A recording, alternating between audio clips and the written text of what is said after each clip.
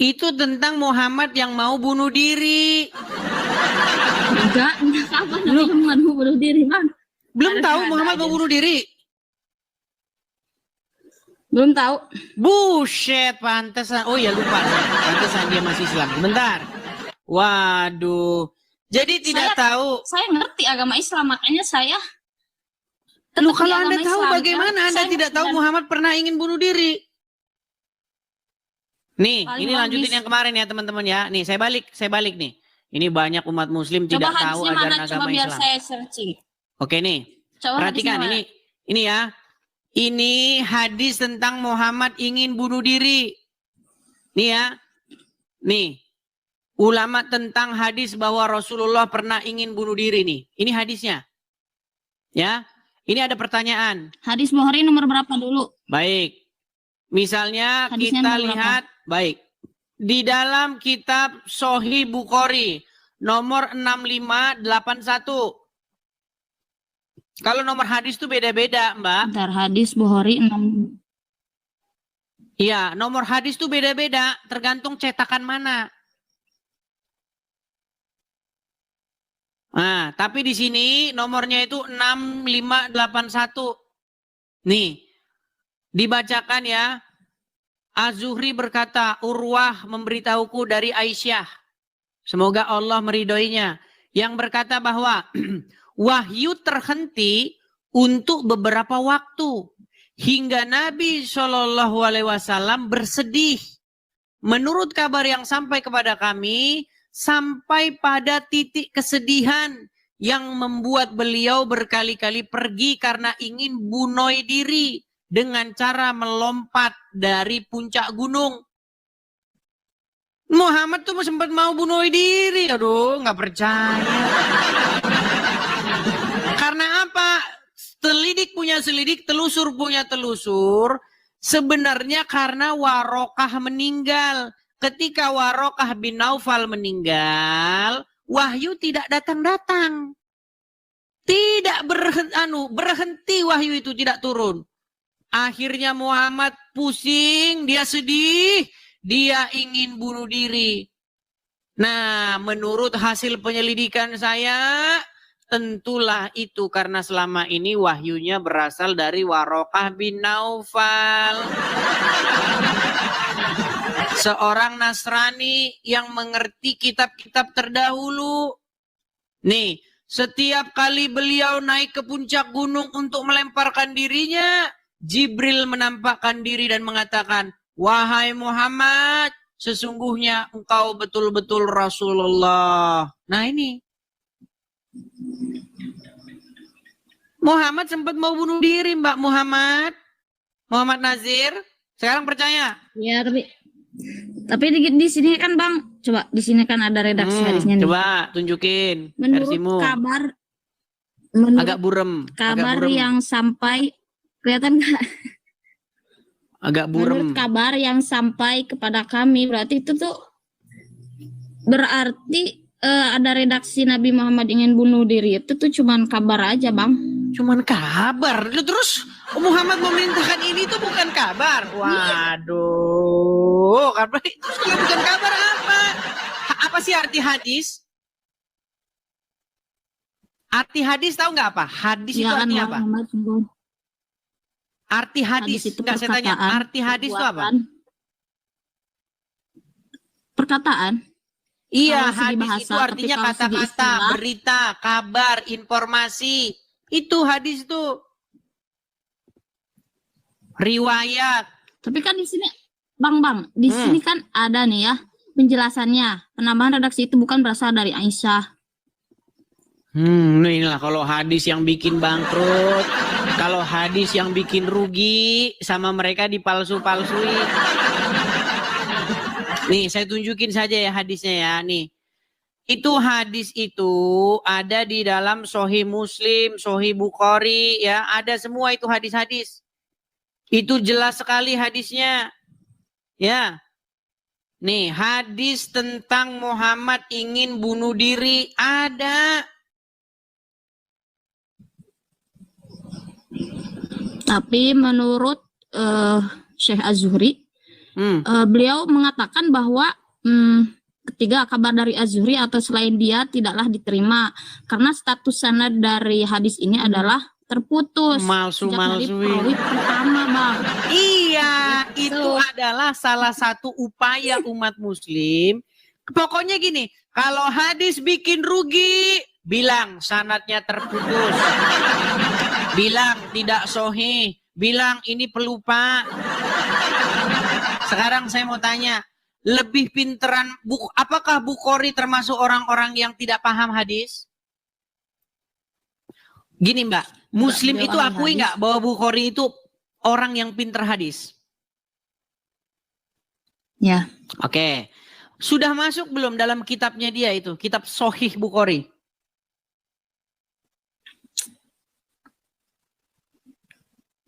Itu sama seperti hadis Aisyah Aisyah dinikahi Muhammad ketika berumur 6 tahun dan digauli ketika berumur 9 tahun.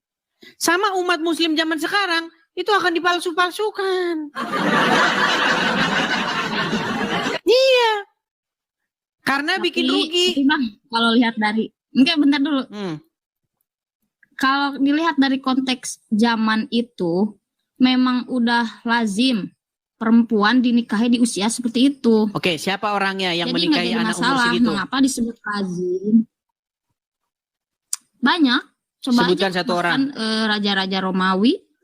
Romawi di zaman Muhammad. Iya. Coba masyarakat di tengah-tengah kota Mekah, di tengah-tengah kota Madinah. Kalau memang tadi Mbak Muhammad mengatakan itu adalah hal yang lumrah dan lazim, sebutkan satu orang di zaman Muhammad yang seperti Muhammad menikahi anak di bawah umur. Siapa namanya? Mana literaturnya? Bentar. Ada gimana? Itu adalah syubhat atau jawaban yang digembar-gemborkan untuk membela Muhammad mati-matian. Pada zaman itu sudah lumrah. Ngarang. Mana? Siapa orangnya? Umur 6 tahun itu baru masuk kelas 1 SD. Masih ingusan, meler masihan ini. Masih begitu-begitu. Bahkan Aisyah itu masih main boneka-bonekaan. Aisyah itu masih main boneka. Ada hadisnya.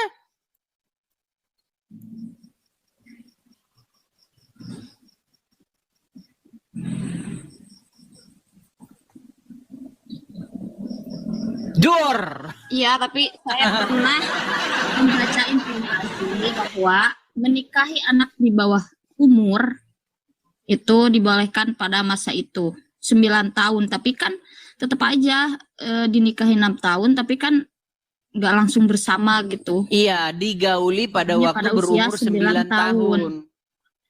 Nah, apakah 9 tahun? Pada usia 12 tahun. 12 tahun, 9 tahun. Tapi ada ini hadis dari coba Hisham mana hadisnya? bin Urwah. Kalau ada hadisnya yang mengatakan Aisyah digauli umur 12 tahun, saya lompat dari Monas. Mana hadisnya? Tunjukin. Tidak ada hadis yang bilang begitu, Mbak. Aduh, janganlah menebar kebohongan.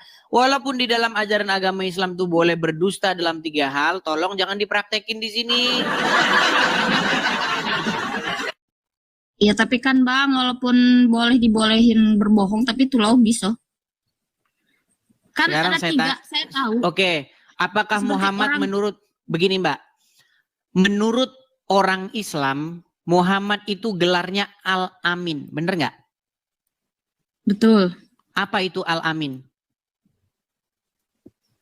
Orang yang dapat dipercaya. Jujur, betul? Oke, apa itu bohong?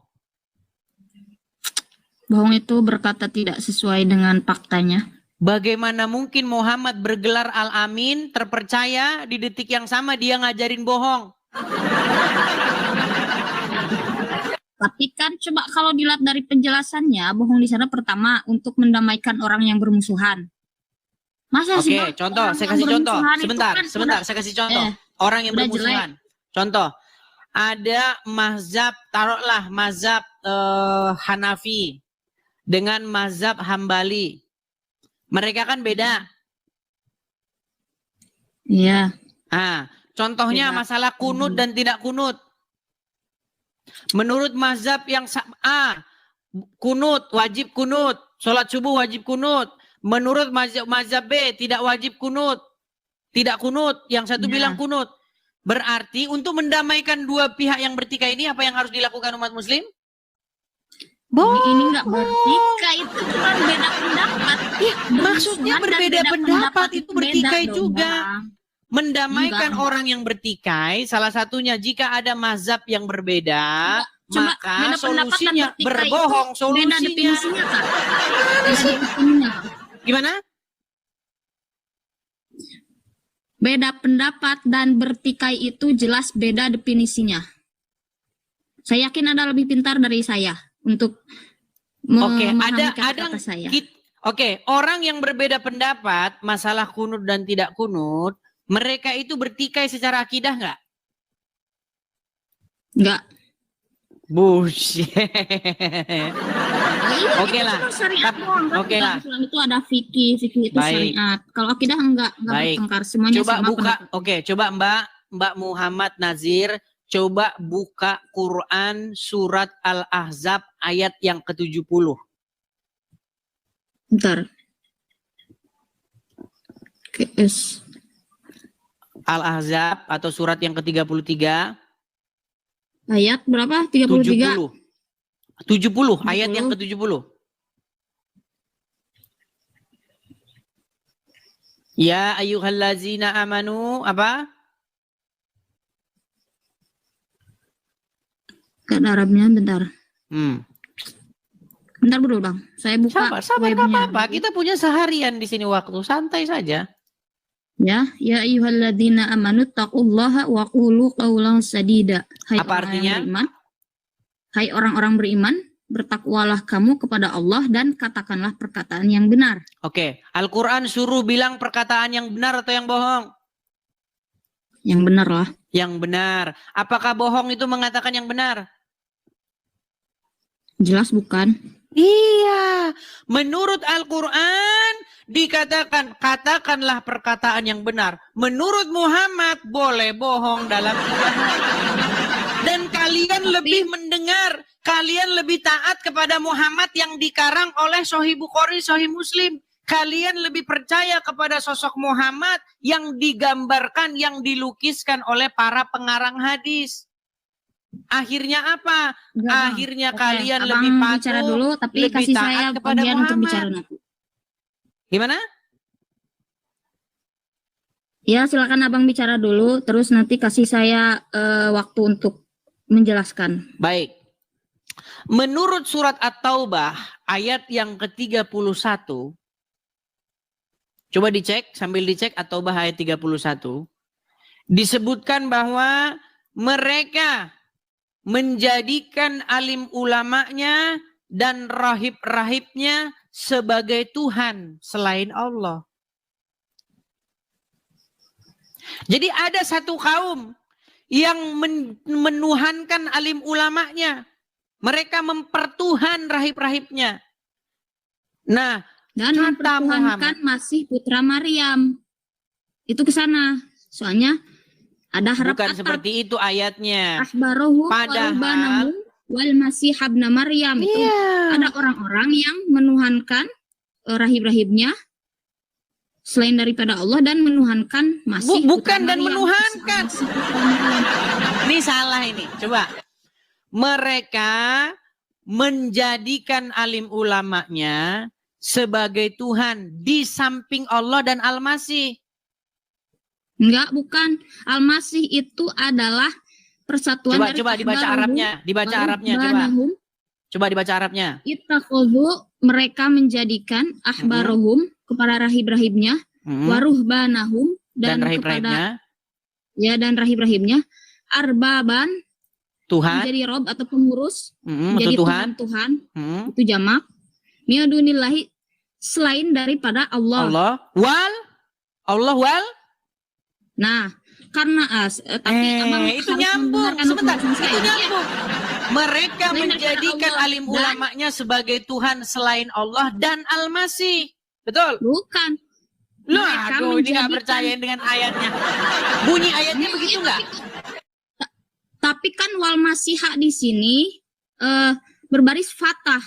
Sedangkan Bukan, laqad ahbaruhum Allah wal warbanahum Masih itu nyambung nggak? Sebentar, Allah wal Masih itu nyambung nggak? Enggak, bukan maksudnya seperti itu. Karena dalam ilmu nahwu itu seperti itu, Bang. Oke, Jadi baik. misalkan Tapi kita nggak usah bahas itu fatah-fatah dulu. berarti Oke, tapi kita jangan bahas itu dulu. Jangan bahas itu dulu. ya. Jadi ada orang yang mempertuhan alim ulamanya, betul?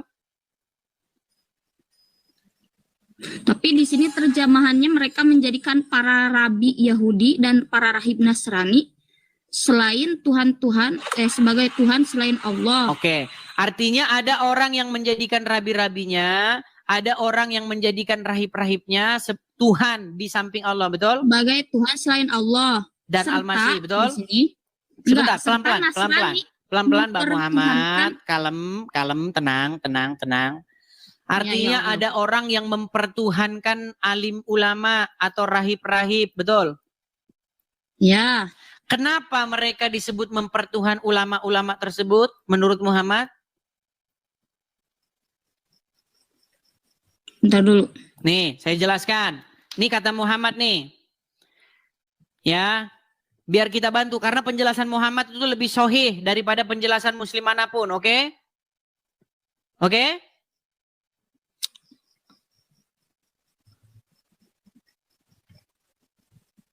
Nih, sebentar. Di dalam tafsir Ibnu Katsir, Muhammad menjelaskan ayat ini. Perhatikan ya, saya bantu. Nanti inilah bukti umat Islam sudah mempertuhan Muhammad nih. Perhatikan. Enggak. Lihat ya. Saya enggak Surat setuju. At-Taubah ayat 31. Perhatikan. Orang-orang Yahudi berkata, Uzair putra Allah. Dan orang-orang Nasrani berkata, Al-Masih putra Allah. Demikian itulah ucapan mereka dengan mulut mereka. Mereka meniru perkataan orang-orang kafir yang terdahulu. Dilaknati Allah lah mereka. Bagaimana mereka sampai berpaling. Mereka menjadikan orang-orang alimnya dan rahib-rahib mereka sebagai Tuhan selain Allah. Dan juga mempertuhankan Al-Masih dan seterusnya. Nih ya. Nih, nanti Muhammad menjelaskan ayat ini. Perhatikan. Adalah seseorang yang bernama Adi ibn Hatim. Perhatikan ya. Nih. Webnya apa, Bang? Webnya apa sih? Nih Itu tafsir nama-nama Ibnu itu. Katsir. Tafsir Ibnu Katsir. Ya.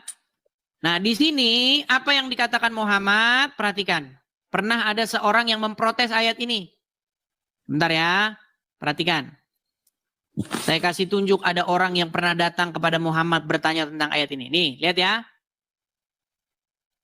Coba Mbak Muhammad Nazir, saya bacakan saja dari sini. Percayalah sama saya tidak mungkin mengada-ngada, Mbak. Nanti bisa Anda cek. Sudah? Tolong lihat kemari. Oke, lihat ya. Nih. Bahwa sampai kepadanya dakwah dari Rasulullah. Sampai kepada Adi ibn Hatim. Ya. Ia lari ke negeri Syam. Sejak zaman jahiliyah, ia telah masuk agama Nasrani. Kemudian saudara perempuannya ditahan bersama sejumlah orang dari kaumnya. Lalu Rasulullah menganugerahkan kebebasan kepada saudara perempuan Adi ibn Hatim yang memberinya hadiah. Makasih. Nih, saudara perempuan Adi ibnu Hatim kembali kepada saudara laki-lakinya dan menganjurkannya untuk masuk Islam dan menghadap kepada Rasulullah Shallallahu Alaihi Wasallam. Akhirnya Adi datang ke Madinah.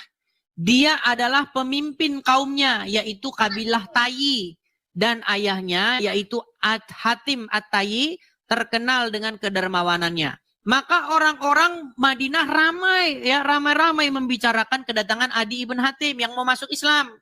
Nah, kemudian Adi masuk menemui Rasulullah. Sedang pada leher Adi tergantung salib yang terbuat dari perak. Saat itu Rasulullah sedang membacakan firman-Nya. Nih, Muhammad lagi baca At-Taubah 31. Mereka menjadikan orang-orang alim dan rahib-rahib mereka sebagai Tuhan selain Allah. Kemudian Adi melanjutkan kisahnya bahwa ia menjawab, sesungguhnya ya Rasulullah, mereka tidak menyembahnya. Rasulullah bersabda, tidak. Sesungguhnya mereka mengharamkan hal yang halal bagi para pengikutnya dan menghalalkan yang haram bagi mereka. Lalu mereka mengikutinya. Yang demikian itulah ibadah mereka kepada orang-orang alim dan rahib-rahib mereka. Nih ya. Kemudian Rasulullah bersabda, hai Adi, bagaimanakah pendapatmu? Ini singkat cerita dia masuk Islam. Jadi kata Muhammad, orang menuhankan alim ulamanya ketika mereka lebih patuh kepada alim ulamanya ketimbang patuh kepada Allah. Contohnya, ulama bilang darah halal, padahal Allah bilang darah haram. Jadi ketika ulama mengharamkan yang halal atau menghalalkan yang haram, umat lebih taat kepada ulama itu. Nah, inilah yang dilakukan oleh umat muslim sekarang. Menurut Al-Quran surat Al-Ahzab ayat 70, ya ayyuhallazina amanu, wahai orang-orang yang beriman, katakanlah perkataan yang benar. Tapi kata Muhammad, boleh bohong. Dan umat muslim lebih patuh, lebih taat kepada Muhammad ketimbang kepada Allah. Makanya saya bilang kalian sudah mempertuhan Muhammad menurut penjelasan Muhammad sendiri. Loh, Muhammad bilang kalau ada seseorang yang mengharamkan yang halal atau menghalalkan yang haram, kalian lebih ikuti itu ketimbang ikuti Allah. Itulah penyembahan kalian. Itulah ibadah kalian kepada mereka. Ini umat muslim lakukan kepada Muhammad. Di dalam Al-Quran, darah udah, itu Bang, haram. udah. Coba saya tanya, menurut Al-Quran darah haram nggak? Haram. Oke, tapi mengikut Muhammad minum darah Muhammad nggak? Ada kisahnya salah satu sahabat Nabi yang minum darah Nabi. Nah, jadi di situ Muhammad menghalalkan yang haram nggak?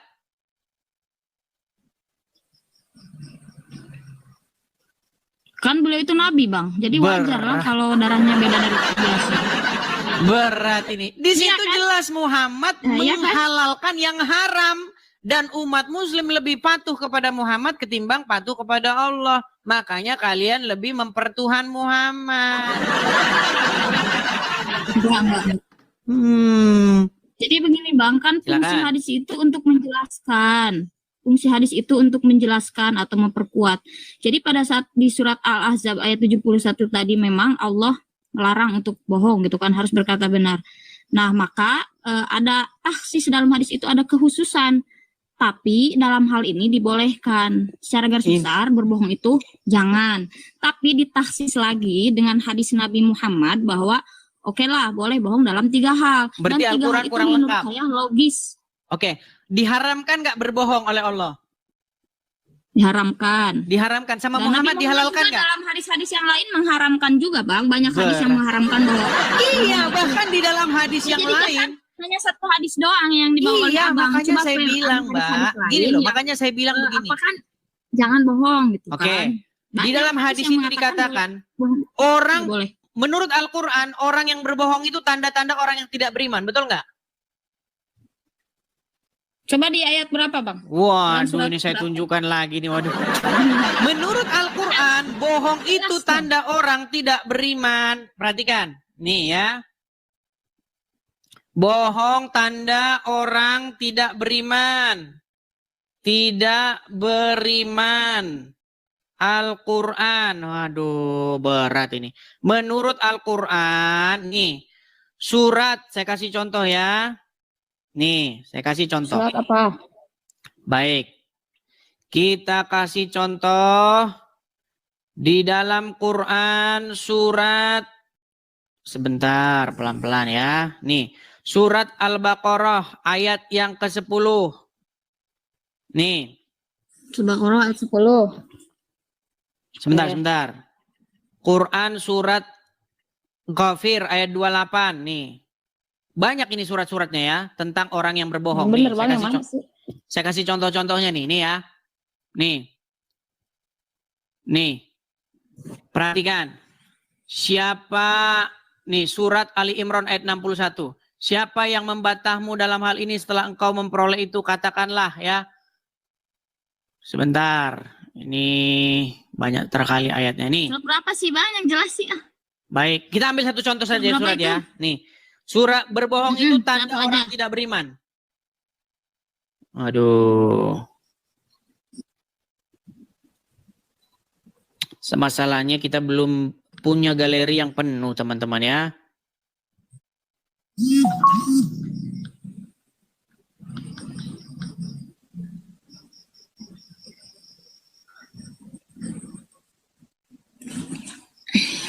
Sabar. Tapi tetap aja sih kan 3 hal bohong itu kan emang logis lah. Coba pasti saya yakin hati kalian kalau dengan bersih menerimanya itu logis. Orang yang bertikai ya kita damaikan.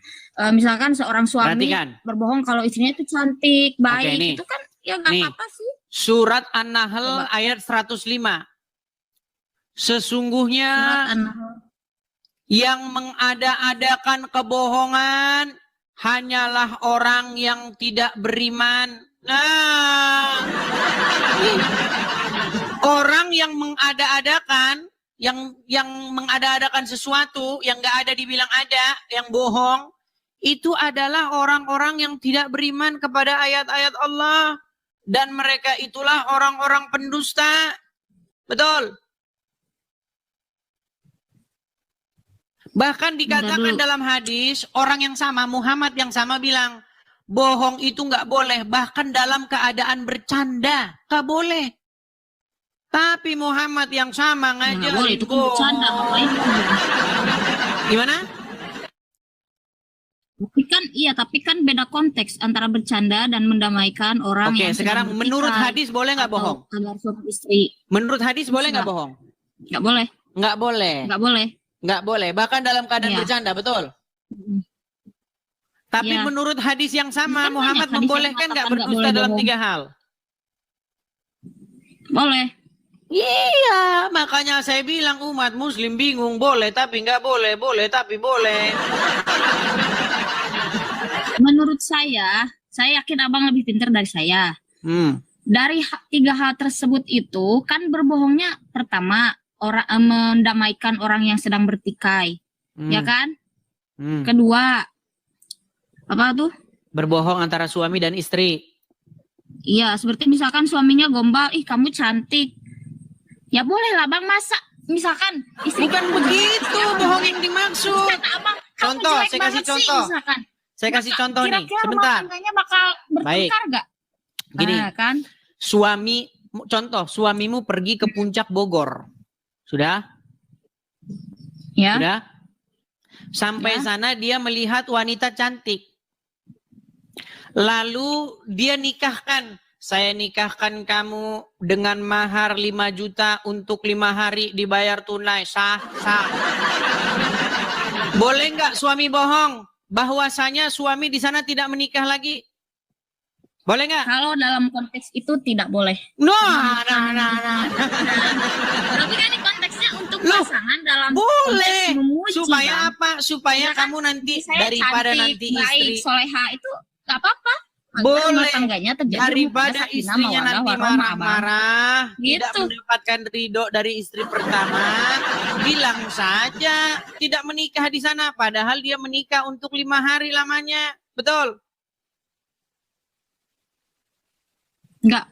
Nah, Kalau contohnya seperti itu oke, nggak sekarang termasuk gini. yang Gini. dibolehkan. Oke, baik. Menurut ajaran agama Islam saya tanya, boleh cerai nggak? Boleh. Boleh. Boleh nggak nikah, dinikahi 5 hari lalu diceraikan? Boleh nggak? Nggak boleh. Itu Wah, nikah kok nggak mut'ah. boleh dari Haram. mana? Boleh, ada ayatnya. Mau saya tunjuk ayatnya? Pernah dengar nikah mut'ah? Pernah dengar Nggak nikah boleh, mut'ah? Tahu nikah mut'ah nggak? Nggak dengar. Apa itu nikah mut'ah? Apa itu nikah mut'ah? Nikah untuk dengan perjanjian untuk sementara waktu. Iya. Kalau waktunya udah Saya habis, nikahkan nah, kamu, gitu. kemudian nanti 1 minggu lagi kita cerai. Tahu nggak? Nikah mut'ah. Makanya banyak saudagar-saudagar dari Arab, saudagar-saudagar Yaman, datang ke Puncak Bogor, mereka nikah siri di sana. Namanya kawin kontrak. Sudah ada filmnya. Sudah pernah nonton film kawin kontrak? Sudah pernah nonton? Ya, tapi kan itu masuk agamanya, bioskop. oknumnya. Gimana sih? Aduh. Itu terinspirasi dari Al-Quran. Saya nggak ada urusan. Loh, Tapi- sekarang saya tanya, tapi mereka Islam waduh, ini berat ini mengharamkan teman-teman. nikah mut'ah, Bang. Loh, Tetap kalau hukum di Islam itu nikah mut'ah itu haram. Kalau ada nikah orang yang mut'ah haram. melakukan, Siapa berarti yang mengharamkan? Siapa yang mengharamkan nikah mut'ah? Siapa yang mengharamkan? hadis Nabi. Dan Iya, saya yang mengharamkan nikah bukan sampai Muhammad. kiamat. Sebentar. Muhammad Nazir, Mbak. Yang mengharamkan Ya. nikah mut'ah itu bukan Muhammad. Yang mengharamkan nikah mut'ah itu adalah Umar bin Khattab. Bukan Muhammad. Muhammad tidak pernah mengharamkan. Nih, saya tunjuk hadisnya. Memang mereka ini tidak tahu ya. Nih, hadis tentang pengharaman nikah mut'ah.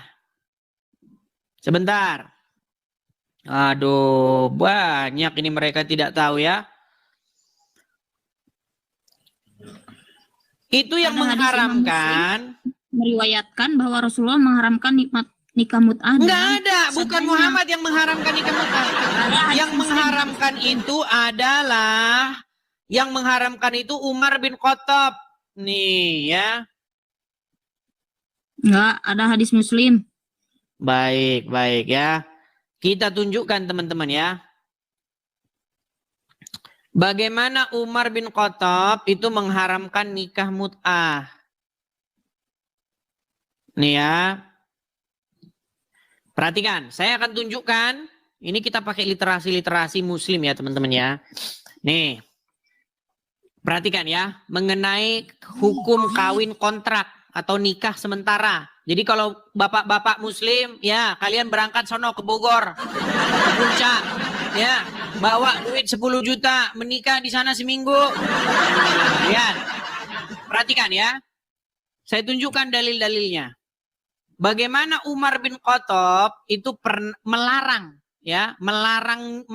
nikah mut'ah ini. Nih, dalam hadis yang diriwayatkan At-Tirmizi, Abdullah bin Abbas ya RA mengatakan bahwa nikah mut'ah pernah dibolehkan di awal-awal pensyariatan. Saat itu seorang yang mengembara di suatu negeri tanpa memiliki pengetahuan beberapa lama akan tinggal. Lalu dia menikah dengan seorang wanita sekedar masa bermukim di negeri itu. Istrinya itu memelihara hartanya dan mengurusinya hingga turunnya ayat yang berbunyi. Nih, ayatnya berbunyi nih. Itu ada suratnya. Ya, aduh jangan ditutup kamera. Sebagaimana Al-Quran. Nih perhatikan ya. Nah ini, saya bacakan lagi nih.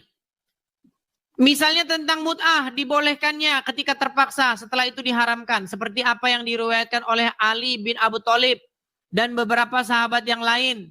Antara lain sebagai berikut. Dari Saburah al-Jurhani. Sesungguhnya ia pernah berperang bersama Nabi dalam peperangan Fathul Makkah.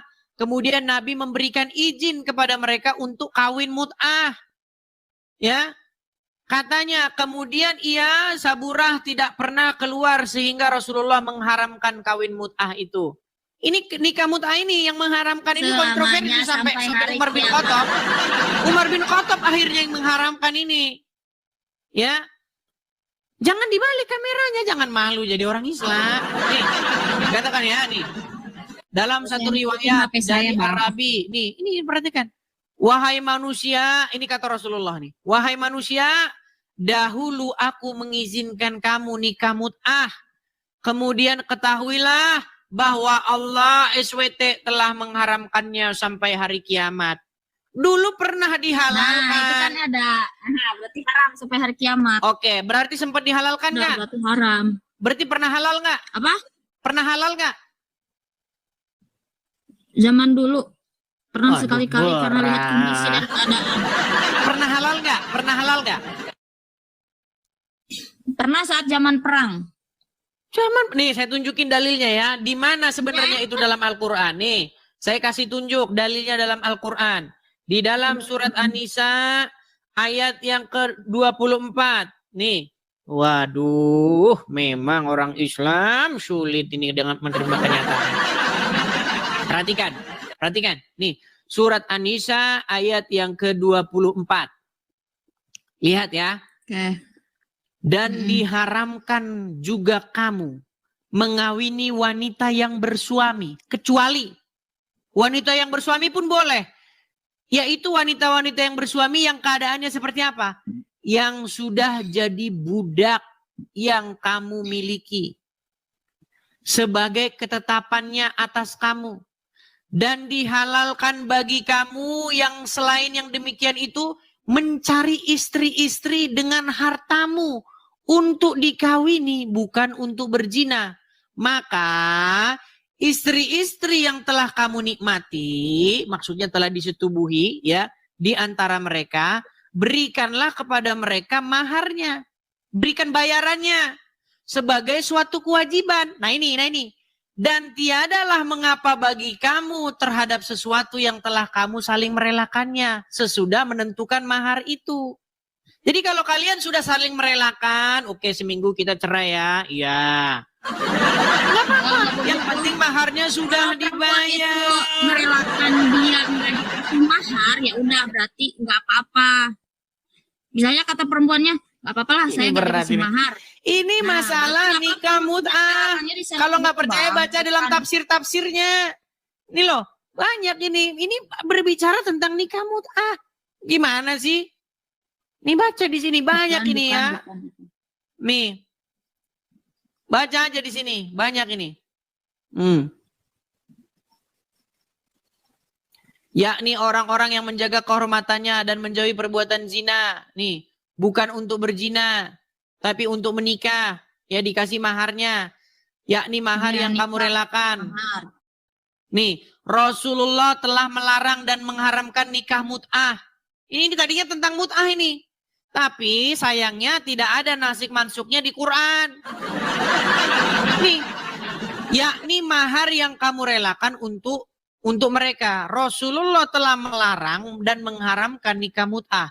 Diriwayatkan oleh Imam Bukhari dan Muslim dari Ali bin Abu Thalib. Ia berkata, Rasulullah telah mengharamkan nikah mut'ah dan daging keledai pada perang Khaibar. Dan dikeluarkan oleh Imam Muslim dari Rabi bin Sni dan Sabura dari ayat dan seterusnya ini. Nih. Hai manusia, sesungguhnya dulu aku mengizinkan kalian untuk mengawini para wanita dengan nikah mut'ah. Dulu zaman Muhammad, dan kamu kini saya kasih duit ya, nikah kita 7 hari. Hingga hari kiamat. Berat Ya, ini tapi berat. kan sekarang konfliknya zaman sekarang, Bang. Karena tahu nggak Muhammad Nazir kenapa kamu jadi seperti ini? Karena kamu Ya, tapi karena kan konteksnya karena di saya zaman tahu karena sekarang, Bang. nalarmu Ini kan kita loh ini lagi kok hidup seperti di zaman prostitusi sekarang. terselubung. Dengar, nalarmu kan berpikir ini kok macam seperti prostitusi terselubung. Kan kamu gitu kan? Nih, sesungguhnya dahulu aku Enggak. mengizinkan kalian. Dia Kini disesuaikan Allah dengan telah zaman, Bang. mengharamkannya Disesuaikan hingga dengan hari zaman. kiamat. Maka barang siapa yang melakukan hal itu, maka hendaklah ia meninggalkannya dan janganlah Hendaklah ia kalian meninggalkan, mengambil kan? apa yang kalian telah berikan kepada istri-istri dengan kalian mut'ah. Nih ya, maksudnya begini loh, ini nikah mut'ah ini itu dilarang di hadis, nggak ada di Quran. Ini ayat ini masih berlaku, kan, tapi hadis biasa itu umat muslim kan menjelaskan ngarang ayat hadis, Al-Quran, dibikin jadi hadis nggak sekarang. masalah. Jadi nggak masalah. Fungsinya hadis itu menjelaskan ayat Al-Quran, jadi nggak masalah. Dengar, Walaupun nggak ada di Quran juga. dengar. Sekarang saya tanya, apakah ada pembatalan ayat nikah mut'ah itu di Quran? Tidak ada nasih dan Tidak mansuknya. ada. Tapi Tidak dalam ada hadis nasih mansuknya di Quran. Makanya umat muslim harus ngarang hadis bahwa itu diharamkan oleh Muhammad di hadis. Kenapa saya mengatakan bahwa hadis itu karangan? Karena ada hadis yang selanjutnya mengatakan bahwa di zaman Umar bin Khattab menjadi khalifah, nikah mut'ah masih dilaksanakan. Lalu Umar bin Khattab lah yang menghapuskan nikah mut'ah itu. Kalau memang Ya, di berarti zaman itu Muhammad emang sudah orang yang sebentar, melaksanakan nikah aduh, mut'ah itu berat yang ini, gak berat, nurut, Mbak. berat. Salah dari hadisnya. Bener kan? Kalau Nabi Muhammad udah ngelarang, tapi pada saat di zaman Umar bin Khattab ada yang masih melakukan. Berarti emang orang-orang tersebut yang emang Oke. melanggar dari hadis Baik. Nabi tersebut, larangan hadis Saya jawab. Nabi. Saya jawab. Mm-mm. Sekarang Muhammad Nazir, kalau ada wahyu tentang pelarangan nikah mut'ah, maka wahyu itu harus masuk ke dalam Al-Quran, betul? Ulang Bang, ulang delay. Kalau Muhammad dapat wahyu, seharusnya wahyu masuk kemana? Ke Quran atau tidak? Ada yang masuk ke hadis qudsi dan ada yang masuk ke Quran. Oke, tunjukkan di hadis qudsi atau hadis di Quran bahwasanya nikah mut'ah sudah dilarang.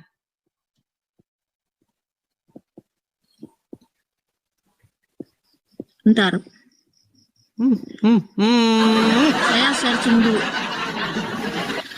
Google lagi, Abang juga Google searching dari lagi. Google kan? Abang juga Google lagi. Loh, Nggak Bu, apa-apa saya lah, Google teknologi supaya nggak cari kepakai, data kan? doang. Cari biar bisa saya tampilkan di layar. Kalau sebelumnya saya sudah tahu. Oke, saya Ayo. jawabannya ya. Tidak Ah. ada hadis qudsi yang secara langsung melarang nikah mut'ah, akan tetapi nikah mut'ah dilarang berdasarkan hadis sahih yang diriwayatkan oleh para Iya. sahabat Di dan Quran ada ulama. tidak?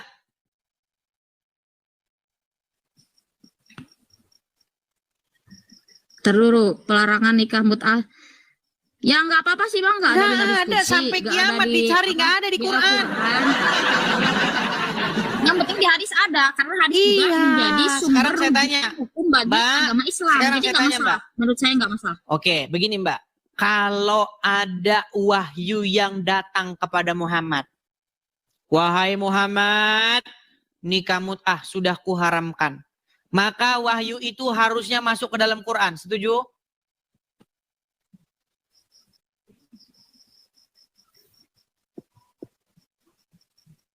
Nggak seharusnya juga sih. Berarti Muhammad tidak memasukkan wahyu-wahyu ke dalam Quran. Berarti kalau Muhammad dapat wahyu tidak ditulis oleh para sahabat. Berat ini teman-teman. Sekarang saya tanya, jika Muhammad mendapat wahyu, maka wahyu itu menurut sejarah orang Islam dimasukkan Quran nggak? Dimasukkan Quran. Iya, tapi kenapa wahyu pengharaman nikah mut'ah tidak masuk Quran? Karena memang nggak ada. Yang ngarang itu para pengarang hadis. Gimana? Emang nikah mut'ah nggak ada di Al-Quran pelarangannya, tapi dalam hadis ada, dan semua tingkah laku Nabi Muhammad, perkataannya itu bisa menjadi sumber rujukan karena Al-Quran sendiri Apakah Muhammad Oke, menurut surat yang An-Nahl. melegalitaskan. Oke, coba baca surat An-Nahl ayat 3 dan 4. Bentar dulu. Penjelasan saya dulu Bang, dengerin dulu. Jangan. Mengapa perkataan Nabi Muhammad harus dituruti? Kan memang sudah dilegalitas oleh Al-Quran. Kata Allah kan, apa itu? Sesungguhnya Nabi Muhammad itu berada pada contoh yang baik. Laqad kana lakum fi Rasulillahi uswatun hasanah. Jadi apa Baik. yang beliau sabdakan, apa yang beliau lakukan berarti itu baik. Gitu. Oke, menikahi Jadi anak kalau di bawah ada umur Quran baik. juga semuanya sih. Menikahi anak di bawah umur baik. Tergantung konteks zaman. Nah, tergantung konteksnya lagi sekarang Iya kan. kan? Semuanya berubah kan? Katanya tadi baik, sekarang nggak baik. Berarti suri tauladannya itu bukan sepanjang masa. Sepanjang masa. Kalau sepanjang masa berarti sekarang baik nggak menikahi anak di bawah umur? Tergantung Bang. Tergantung Coba, terus nih gimana? Anak di bawah umur zaman dulu, zaman Nabi Muhammad, segede apa, sedewasa apa, secerdas apa. Dan Baik. anak di bawah umur zaman sekarang, beda, jelas Baik. beda, pola pikir Baik. jauh menurut saya. Karena Oke, pengaruh baik. makanan, Apakah cuaca umur dan- 6 tahun, apakah umur 6 tahun di zaman Muhammad itu anak di bawah umur atau dewasa? bisa saja disebut di bawah umur atau bisa juga disebut dewasa. Tergantung orangnya. Umur 6 tahun sudah dewasa? Tapi kan tidak ada syarat harus menikahi wanita dewasa, Bang. Tadi katanya segala yang dilakukan Muhammad itu contoh yang baik. Sekarang kita ambil contoh yang dilakukan Muhammad ternyata tidak baik. Ini gimana sih? Muhammad menyuruh wanita menyusui pria yang dewasa. Tahu nggak? Mana hadisnya? Waduh, banyak nggak taunya dia teman-teman. Jadi gini Bang, abang itu kan seorang APG, jadi pasti kecil atau besarnya pasti mencari kesalahan agama yang abang bahas. Atau mencari kesalahan. Oh, sudah salah kok dicari kesalahannya. Pernah dengar hadis itu nggak? Bahwa Muhammad menyuruh wanita yang sudah dewasa menyusui pria yang sudah dewasa, yang bukan suaminya. Pernah dengar hadis itu? Belum pernah. Belum pernah. Kita kasih tunjuk teman-teman. Kita harus bersabar ya teman-teman ya. Karena banyak muslim tidak tahu hadis ini. Jadi teman-teman jangan bilang temanya kok sama dengan yang kemarin ya. Karena banyak muslim yang kemarin tidak datang ya. Baik. Karena muslim kemarin tidak datang, jadi teman-teman sabarlah terhadap muslim yang kemarin belum datang dan belum tahu ya. Lihat. Mbak Muhammad Nazir Hussein, perhatikan. Perhatikan, ya. Dari hadis Aisyah. Apa itu? Coba saya kasih tahu. Hadis Bukhari misalkan nomor berapa? Oke, baik. Saya cek dulu dong. Hadis, Bu, ini hadisnya. Ya, ini juga hadisnya. Ini hadisnya. Hadis apa, banyak Bang? Nih hadis-hadisnya. Bukhari atau Muslim? Sahih Muslim, Sahih Bukhari banyak nih. Sahih Muslim, Sahih Bukhari banyak sekali hadis-hadisnya nih. Ya. Iya, tapi maksudnya nomornya berapa lebih spesifiknya? Kalau nomor mah beda-beda, Mbak. Nomor hadis tuh nggak sama. Ada yang bilang nomornya sekian, dikit. Tergantung siapa yang ngeluarin, penerbitnya siapa. Kalau nomor hadis itu nggak pernah sama. Jilid mana, buku penerbit siapa. Makanya beda-beda nomor hadis. Makanya isinya saja. Nih webnya nih. Coba webnya linknya aja coba apa itu? Rumahfikih.com. Oke, rumahfikih.com. Nih, ada pertanyaan. Benarkah Aisyah bolehkan laki-laki dewasa menyusu pada wanita biar jadi mahram? Nih, ini ada pertanyaan nih. Assalamualaikum Pak Ustadz. Semoga dirahmati dan diberikan kesehatan oleh Allah. Saya pernah membaca hadis Pak Ustadz tentang anjuran Rasul kepada seorang wanita dewasa untuk menyusui anak angkatnya yang sudah dewasa supaya menjadi mahramnya.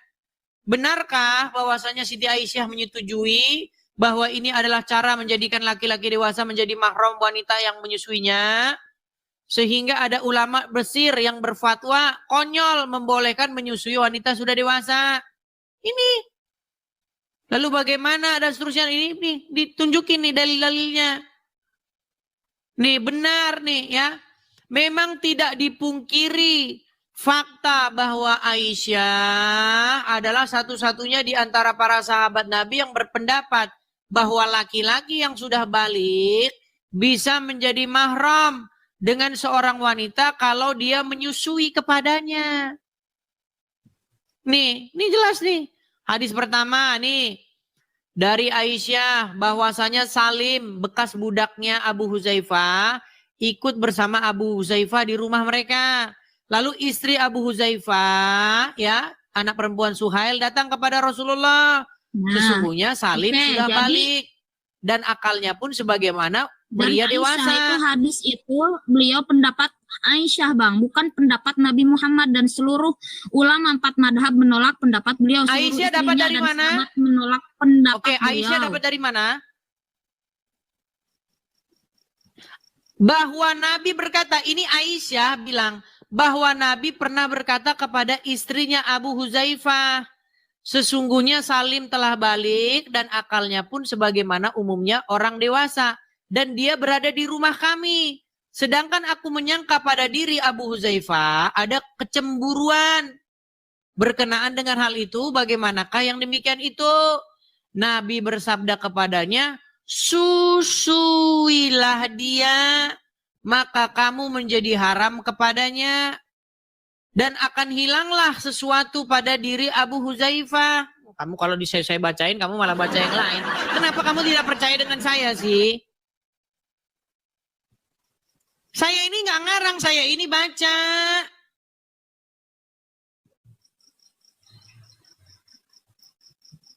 Nih, lalu Sahlah pulang, kemudian dia berkata, sungguh aku telah menyusuinya. Setelah disusui apa? Maka hilanglah sesuatu pada wajah suaminya. Hilang rasa cemburu setelah dinenenin. Ini bagaimana? Yang kayak begini yang kata kalian Nabi.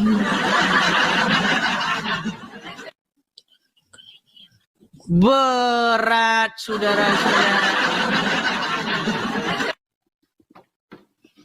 Ayo. Jangan terguncang, jangan terguncang. Kalau terguncang, gini, saya dari tadi kan cerita Islam. Coba Muhammad Nazir. Waduh, dia kayaknya udah dia. Langsung aduh. Muhammad Nazir, dengar saya sekarang. Oke, ya. Saya mengadang-adang nggak itu? Saya mengadang-adang nggak? Saya mengadang-adang nggak? Tapi itu kan solusi dari Aisyah, Bang. Aisyah kemudian menjawab bahwa solusinya bisa saja laki-laki itu disusui agar bisa menjadi mahram, sehingga tidak lagi jadi masalah kalau ada kebutuhan. Oke, artinya begini, kan sebentar. Begini, Muhammad Nazir, pelan-pelan ya. Misalnya kamu punya suamimu punya anak angkat. Taruhlah anak angkatnya umur 17 tahun. Dan kamu serumah dengan anak angkat dari suamimu. Biar suamimu tidak cemburu, kamu harus menyusui anak angkatmu itu. Betul? Tapi di sini yang diangkatnya dari sejak kecil. Iya, dan setelah dewasa, wajah suaminya itu cemburu. Dia ngadu sama Muhammad, ya Rasulullah, di rumah kami ini ada Salim. Udah besar dia. Nah, karena dia sering di rumah, suami saya itu cemburu. Lalu Muhammad memberi solusi, susuilah dia. Lalu bilang Sahlah, bagaimana saya susui dia? Dia sudah jenggotan katanya. Muhammad tersenyum. Saya tahu dia sudah dewasa. Susui dia. Nah, setelah disusui, konon kabarnya kata Sahlah, wajah suaminya tidak cemburu lagi. Tapi di sini kebolehan dari Nabi itu hanya berlaku khusus buat Sahlah. Khusus kalau udah begini khusus. Kalau udah begini khusus. Nah, ini yang nggak dibaca sama abang di bawahnya. Abang ini baik. Gitu, Artinya Muhammad menyuruh wanita dewasa menyusui pria dewasa yang bukan suaminya, betul? Khusus untuk ini aja kasusnya. Khusus, ya artinya benar. Artinya ada kejadiannya. Artinya ada kejadiannya ya.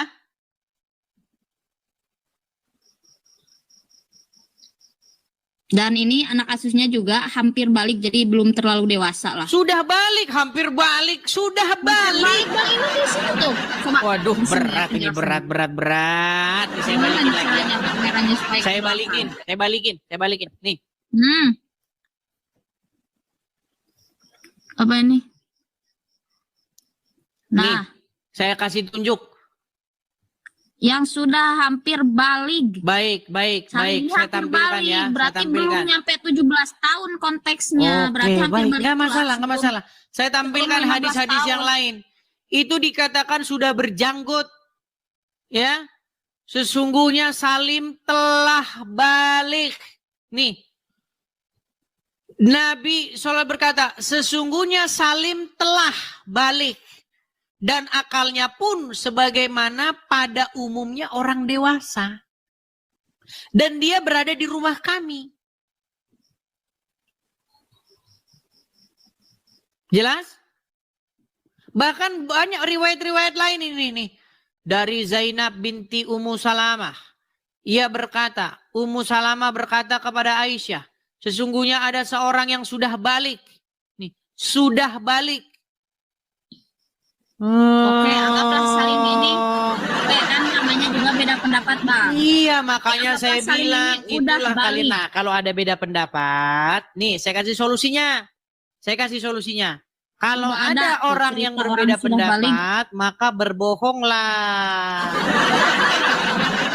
Supaya tidak Bukan bertikai untuk mendamaikan orang yang berselisih, boleh Coba, bohong menurut hadis. Makanya tanpa Saya coba kebohongan cari Islam definisi sudah tinggal bertikai dan nama. beda pendapat ya.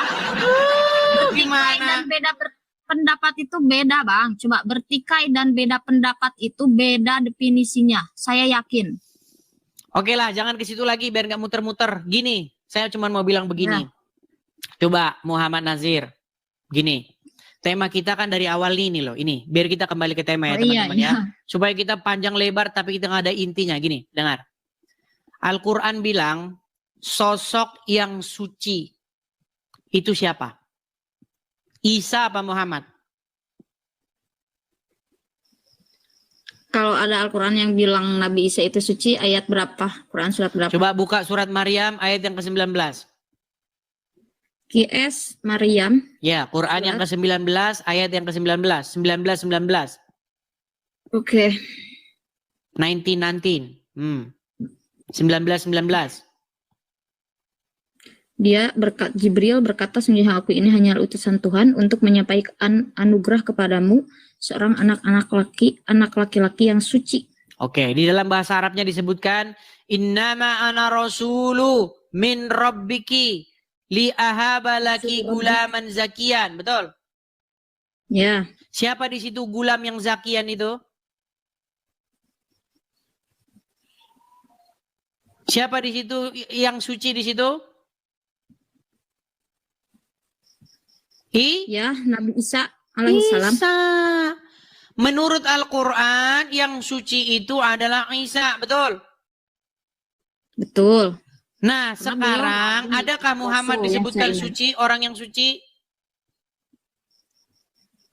Ya kalau gak disebutin emang kenapa? Iya, artinya yang patut dicontoh, yang patut diteladani, yang diikuti siapa? Muhammad atau Isa? Dua-duanya harus diikuti. Bagaimana dua-duanya? Yang satu saja seperti tadi.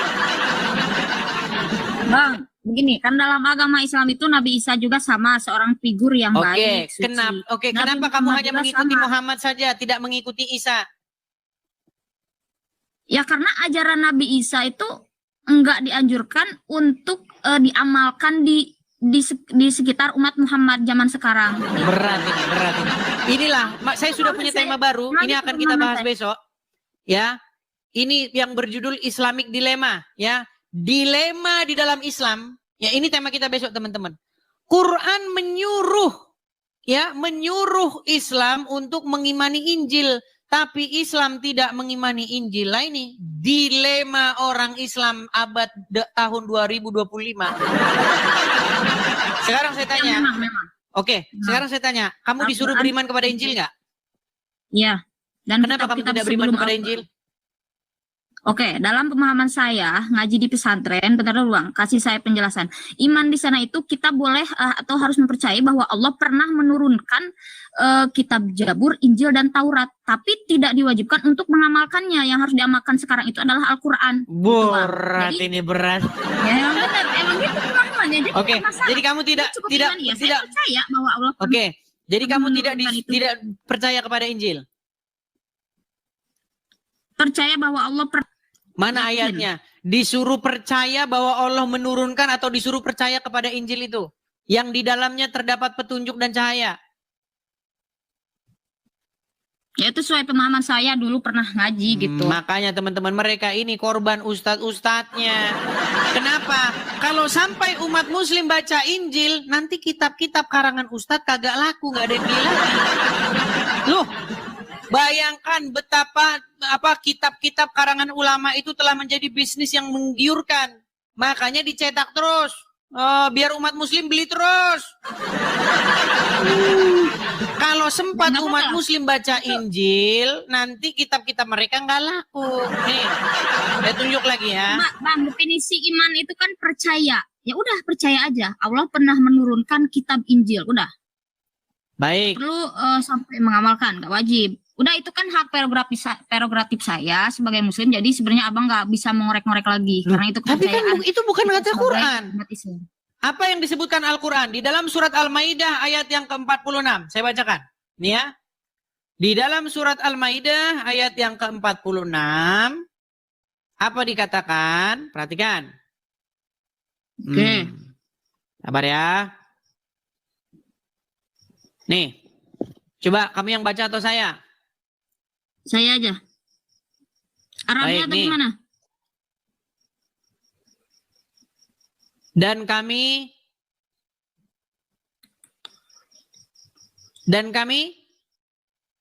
kami teruskan Ya, jejak mereka dengan mengutus Isa putra Maryam, membenarkan kitab yang sebelumnya yaitu Taurat, dan kami menurunkan Injil kepadanya. Di dalamnya terdapat petunjuk dan cahaya. Betul? Ya, saya Jadi di dalam percaya Injil terdapat Injil petunjuk dan cahaya, betul nggak? Betul, betul. Kenapa kamu tidak mau beriman kepada kitab Injil? Saya beriman, Bang. Coba definisi iman itu apa? Percaya kan? Ya udah, percaya. Apa yang kamu percaya dalam kitab Injil? Di dalam Injil, jangan kamu berdusta, jangan berbohong. Katakan iya jika iya, katakan tidak jika tidak. Tapi kamu lebih percaya kepada kitab Sahih Bukhari. Boleh berdusta. Ya kan? Kalian ini disuruh beriman kepada kitab sebelum Al-Quran. Tapi malah kalian beriman kepada kitab sesudah Al-Quran. Namanya kitab Bukhari. Yang di dalamnya Bukan terdapat, beriman, tapi lebih tepatnya kita malah mengambil kalian lebih pelajaran percaya kitab dari kitab kitab-kitab karangan tersebut. orang. Loh, inilah Enggak, akibat. karena mereka itu ulama. Loh. Karena beliau-beliau itu ulama, Sahih Bukhari, Berat itu ini beliau itu teman-teman ya. ulama dan mengikuti ulama itu memang diharuskan karena ada ayat Al-Qur'annya, emang Al-Qur'an yang sudah melegalitaskannya. Baik. Fas'alu ahla dzikri in kuntum la ta'lamun. Baik. Bertanyalah kepada orang yang ahli di bidangnya kalau kau tidak tahu ya, ahli dalam bidang Oke. ilmu agama itu ya ulama. Oke. Menurut Berarti ya Al-Quran, benar. siapa yang harus ditanya? Fas'alu ahla dzikri in kuntum la ta'lamun. Orang yang mengetahui di Oke, bidangnya. siapa orang-orang yang mengetahui itu? Ya kalau misalkan dia Ahli kitab. Ahli kitab. Nih, inilah ketika kalian telah mempercayai ulama-ulama kalian. Lihat nih. Tapi kata Rasulullah, kesibukan para lelaki nanti di dalam surga adalah, malu saya ceritakannya. Mau terus? Kesibukan para lelaki yang masuk surga di surga adalah memecah perawan istri-istrinya. Perawan terus. Habis malam pertama, dapatkan perawan istri, selesai, dia perawan lagi. Gitu. Serius, Pak. Bagusnya ibu-ibu gak ikut dengar pengajian ini. Ini khusus bapak-bapak. Kata Rasulullah, maaf ini hadisnya sahih. Tolong baca nanti dalam kitab Tamasya ke Surga oleh Syekh Ibnul Qayyim Al-Jauziyah. Oke. Judul asli. Tuh, kitabnya Tamasya ke surga. Inilah kitab sucinya orang Islam sekarang. Apa kitabnya? Tamasya ke surga. Siapa yang mengarangnya? Syekh Ibnul Qayyim Al-Jauziyah. Nih. Arwah ila biladil afrah. Rasul berkata, Tuh. maaf. Tuh, judul kitabnya apa tadi? Habila bila arfah tadi. Ya kan? Makanya saya bilang, Mbak, kalian ya, yang ada di rumah kalian itu adalah kitab tadi. Kitab fikih, kitab kuning, ya kan? Kitab ini. Kitab karangan-karangan ulama. Sementara Al-Quran menyuruh Ya, kalian beriman kepada kitab mereka sebelum itu ahla Al-Quran. zikri, orang yang paham ilmunya, Bang. Jadi nggak apa-apa karena sudah dilegalitaskan dalam Al-Quran kalau kita itu harus mengikuti ahla zikri atau orang yang berilmu di bidangnya. Oke, siapa itu Jadi nggak orang-orang yang masalah. berilmu? Ulama. Oke. Menurut Al-Quran, kepada siapakah Muhammad harus bertanya? Nih. Muhammad itu disuruh bertanya kepada orang-orang yang terdahulu. Orang-orang yang membaca kitab yang terdahulu.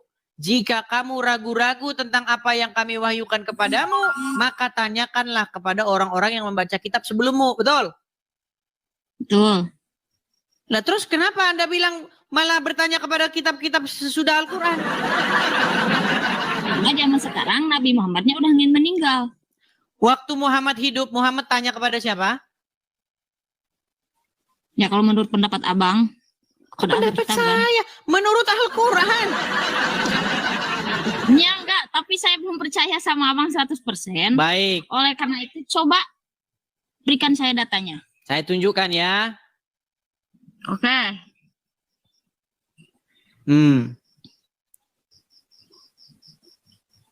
Kita tunjukkan di dalam Quran surat sebentar. Aduh, surat berapa? Surat Yunus ayat yang keempat 94. Nih. Ayat 4. Surat Yunus Apa? ayat 94. 94. Perhatikan. Oke. Jika engkau Muhammad berada dalam keraguan-raguan tentang apa yang kami turunkan kepada kamu. Muhammad suruh tanya siapa? Adakah suruh tanya Ibnu Katsir? Adakah Muhammad suruh tanya ulama? Adakah Muhammad suruh tanya kiai? Tanya siapa? Tanyakanlah kepada orang yang membaca kitab sebelummu. Siapa? Ahli kitab. Pembaca Taurat dan pembaca Injil. Muhammad saja disuruh mengukurnya dari pembaca kitab Taurat maupun pembaca Injil. Sementara umat muslim sekarang malah tanya kepada Sahih Bukhari. Tapi orang yang tanyakanlah kepada orang yang membaca kitab sebelumnya, yakni ulama Yahudi dan Nasrani yang mempelajari Taurat dan Injil. Iya. Jadi tetap intinya mah nanyanya ke ulama-ulama juga, Bang. Ulama. Kalau konteksnya zaman dulu ulama Yahudi dan Nasrani, konteksnya zaman Sekarang oke saya lah, tanya.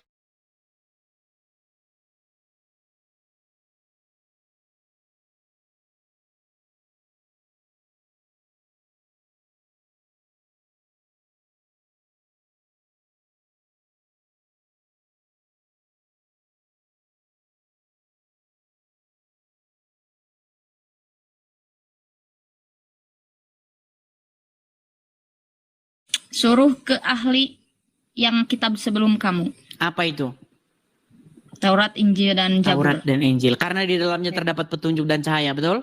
Ya, betul. Nah, sekarang umat muslim adakah mencontoh Muhammad?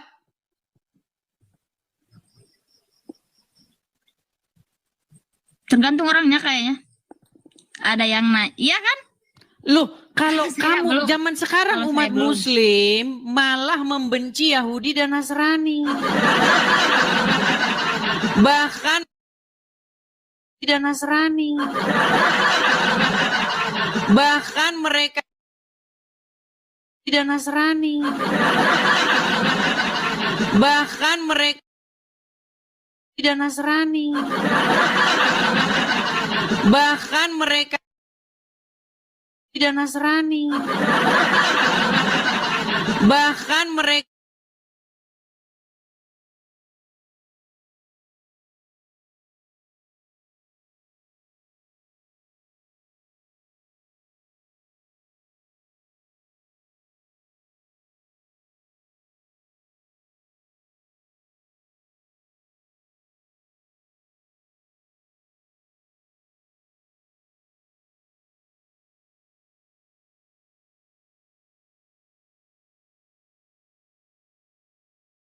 Salah satu dari mereka di jalan.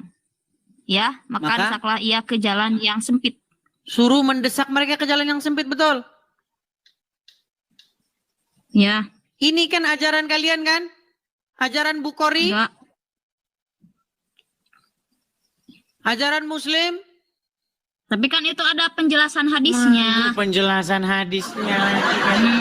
Di mana dalam dalam hadis ini penjelasan hadis di mana? Aduh. Makanya saya bilang kepada Yahudi dan Nasrani, di dalam hadis suruh mendesak mereka ke jalan yang sempit. Makanya kalian ini lebih senang mengikuti kitab karangan Bukhari, karangan Sahih Muslim. Akhirnya kalian malah membenci mereka. Seperti yang dilakukan oleh Donditan. Duduk-duduk dengan Yahudi KW.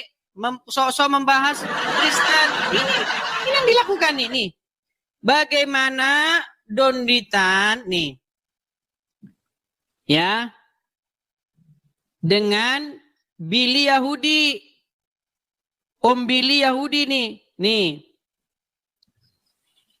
Ya, tapi Yahudi gadungan. Nih. Nih ya, saya kasih tunjuk ya. Bagaimana Nabi Muhammad juga kan Bang, Donditan. pernah bermuamalah dengan kaum Yahudi dan Nasrani. Berarti itu boleh bermuamalah sama kaum Yahudi dan Nasrani. Nih, saya kasih contoh nih. Jadi bukan berarti harus membenci. Perhatikan Jadi nih. hadis Ini itu, lihat. Lihat Abang ini. cuma satu yang pahamnya. Tapi kalau semua hadis itu Abang Sebentar. pelajari, pasti akan bisa Oke. memahami Oke. Islam secara utuh. Baik. Ini Dondi, dia ngobrol di podcast dan mereka duduk bersama seorang yang ngaku-ngaku Yahudi. Ya taruhlah dianggap Yahudi, lah anggaplah dia Yahudi. Biar senang. Nah ini orangnya namanya Billy. Ini babak belur terus ini saya bikin kalau diskusi nangis terus ini mewek. Nah, perhatikan apa kata Al-Qur'an? Apa kata Al-Qur'an? Nih. Perhatikan ya. Oke. Nih. Nih, perhatikan. Akan kalian dapati, nih, perhatikan ya. Nih, ini ayat Al-Quran. Bentar, blur. Nih, di dalam Al-Quran, surat yang kelima, ayat yang 82. Pasti kamu akan dapati orang yang paling keras permusuhannya terhadap orang-orang beriman adalah orang Yahudi dan orang-orang musyrik. Dan pasti akan kamu dapati orang yang paling dekat persahabatannya dengan orang-orang beriman adalah orang-orang yang berkata, sesungguhnya kami adalah orang Nasrani. Menurut Al-Quran, orang yang paling dekat persahabatannya dengan orang yang beriman itu orang yang berkata kami orang Nasrani. Justru paling keras permusuhannya dengan Muslim, dengan orang yang beriman, adalah orang Wahyudi. Lanjutin Bang, itu ada Tapi malah sekarang mereka yang bikin demikian itu podcast karena dengan di orang antara mereka Wahyudi. terdapat para pendeta dan para rahib. Juga apa itu? Lanjutannya yang demikian itu karena di antara mereka terdapat para pendeta dan para rahib. Juga karena mereka tidak menyombongkan diri. Betul. Jadi menurut Al-Quran siapa orang yang paling keras permusuhannya dengan orang yang beriman? Quran surat berapa dulu? Saya lihat asbabun Surat nuzulnya yang bagaimana. kelima atau surat Al-Maidah ayat ke-82. Waduh, Muslim tidak mengerti Al-Quran. Oh ya lupa, kalau ngerti Quran pasti nggak Islam lagi.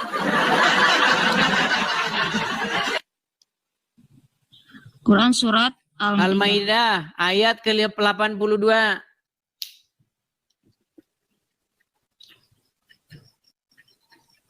Saya justru ngerti Islam, jadi saya masih di agama Islam sampai saat ini. Ngerti Quran tapi berkali-kali ditunjukin ayatnya merasa asing. Ya, tapi kan ngerti itu bukan berarti hafal, Bang. Yang bilang hafal siapa? Bahkan kamunya merasa asing dengan ayat-ayat yang saya bacakan. Coba bacakan Al-Maidah. Oke, Al-Maidah 82 coba baca. Apa di dalam Al-Maidah 82 itu? Bentar, Arabnya apa artinya tuh? Artinya, silakan.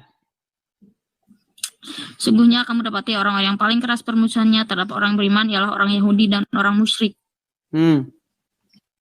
Dan sungguhnya kamu dapati yang paling dekat persahabatannya dengan orang beriman ialah orang yang berkata, sungguhnya kami ini orang Nasrani. Oke. Jadi menurut Al-Quran, orang yang paling dekat persahabatannya dengan beriman siapa? Orang Nasrani waktu Orang itu. Nasrani.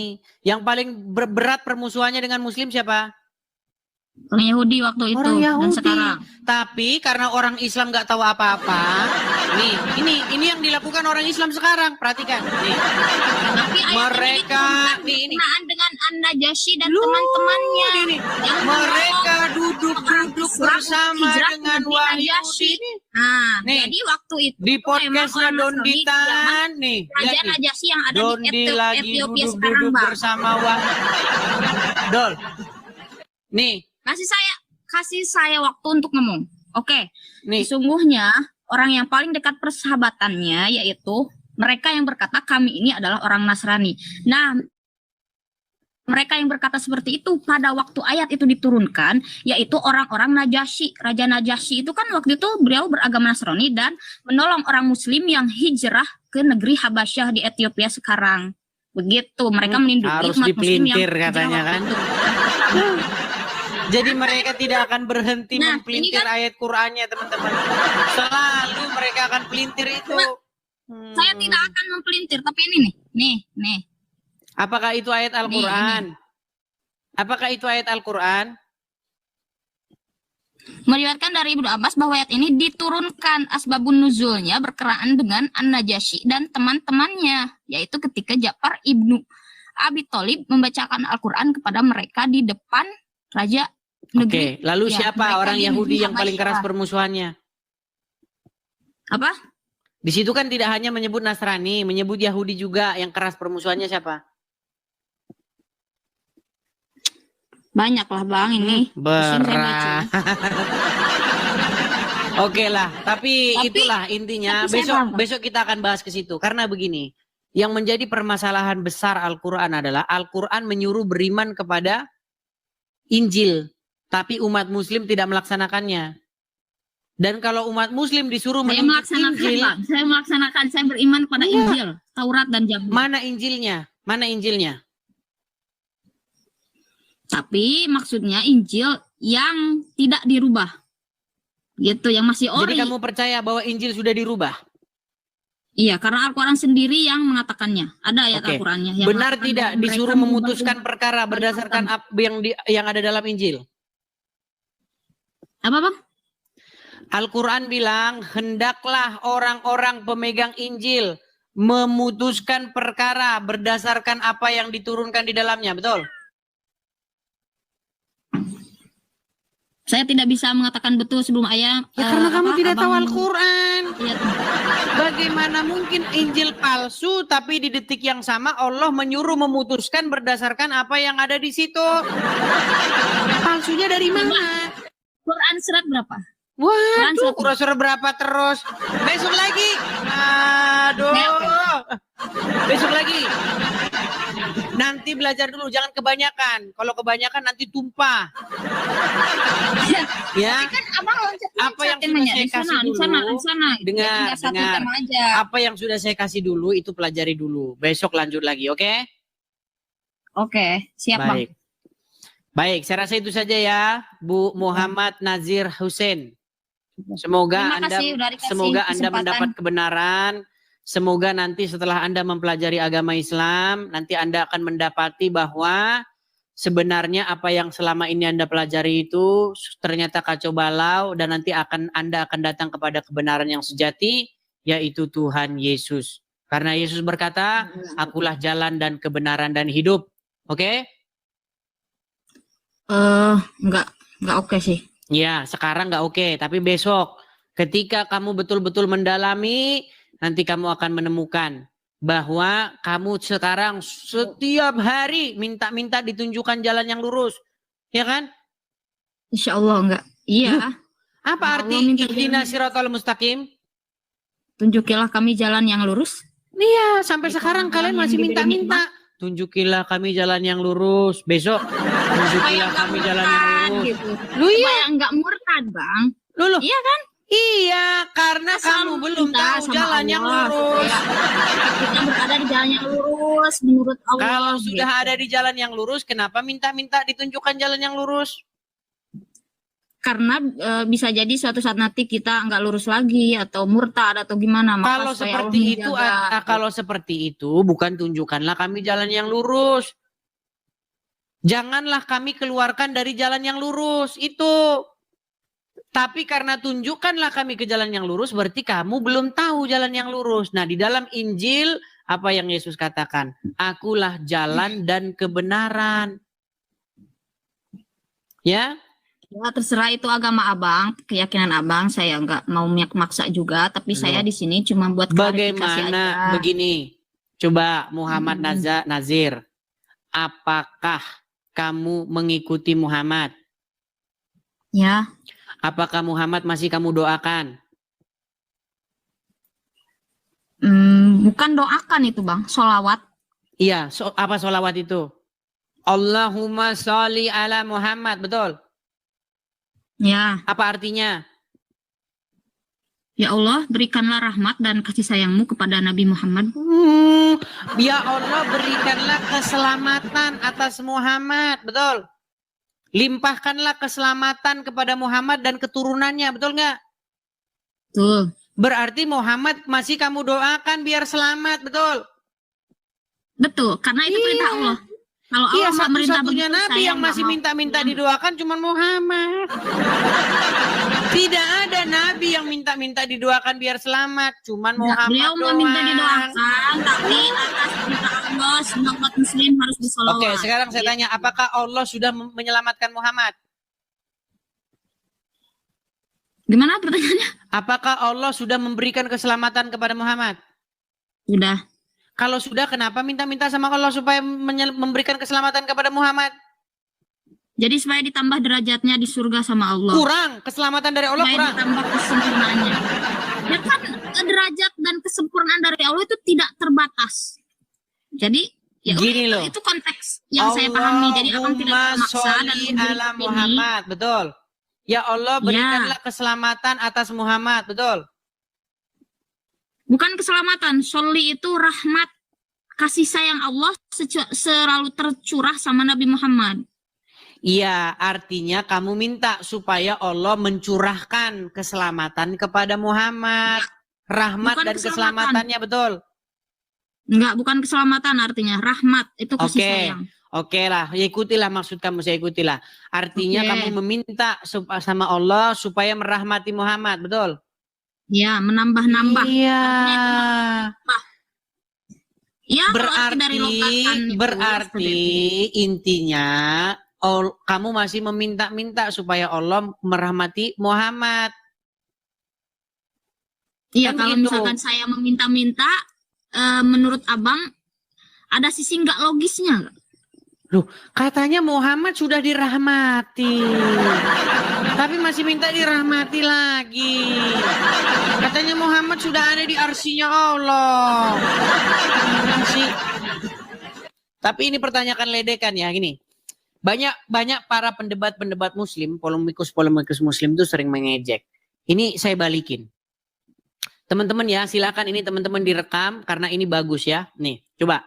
Muhammad Nazir, Mbak Muhammad Nazir. Oke. Apakah Muhammad itu kekasihnya Allah? Ya. Siapa yang mencabut nyawa Muhammad? Malaikat Israel atas perintah Allah. Oke, berarti Allah mencabut nyawa Muhammad. Secara tidak langsung. Oke, berarti Allah mencabut nyawa kekasihnya sendiri. Ya. Nah, perhatikan, nih, Oke. perhatikan. Ini kan Masih Muslim bagus, sering masih ledekin ini, sering ledekin. Siapa yang nyabut nyawa Maryam? Tuhan. Terus Yesus Tuhan, iya. Berarti Tuhan nyabut nyawa ibunya sendiri. Nah, ini saya balikin ke Muslim ya. Saya balikin ke Muslim. Nih, Terus. perhatikan. Perhatikan ya. Ya. Sabar. Ya saya sabar bang, saya nggak keserupan Iya. kok kayak yang bilang abang. Baik. abang yang bilang sebelumnya. Baik ya. Nih, perhatikan. Saya akan nih ya, tadi Anda mengatakan bagaimana? Apakah Muhammad kekasihnya Allah? Betul. Sangat betul. Apakah Allah mencabut nyawa Muhammad?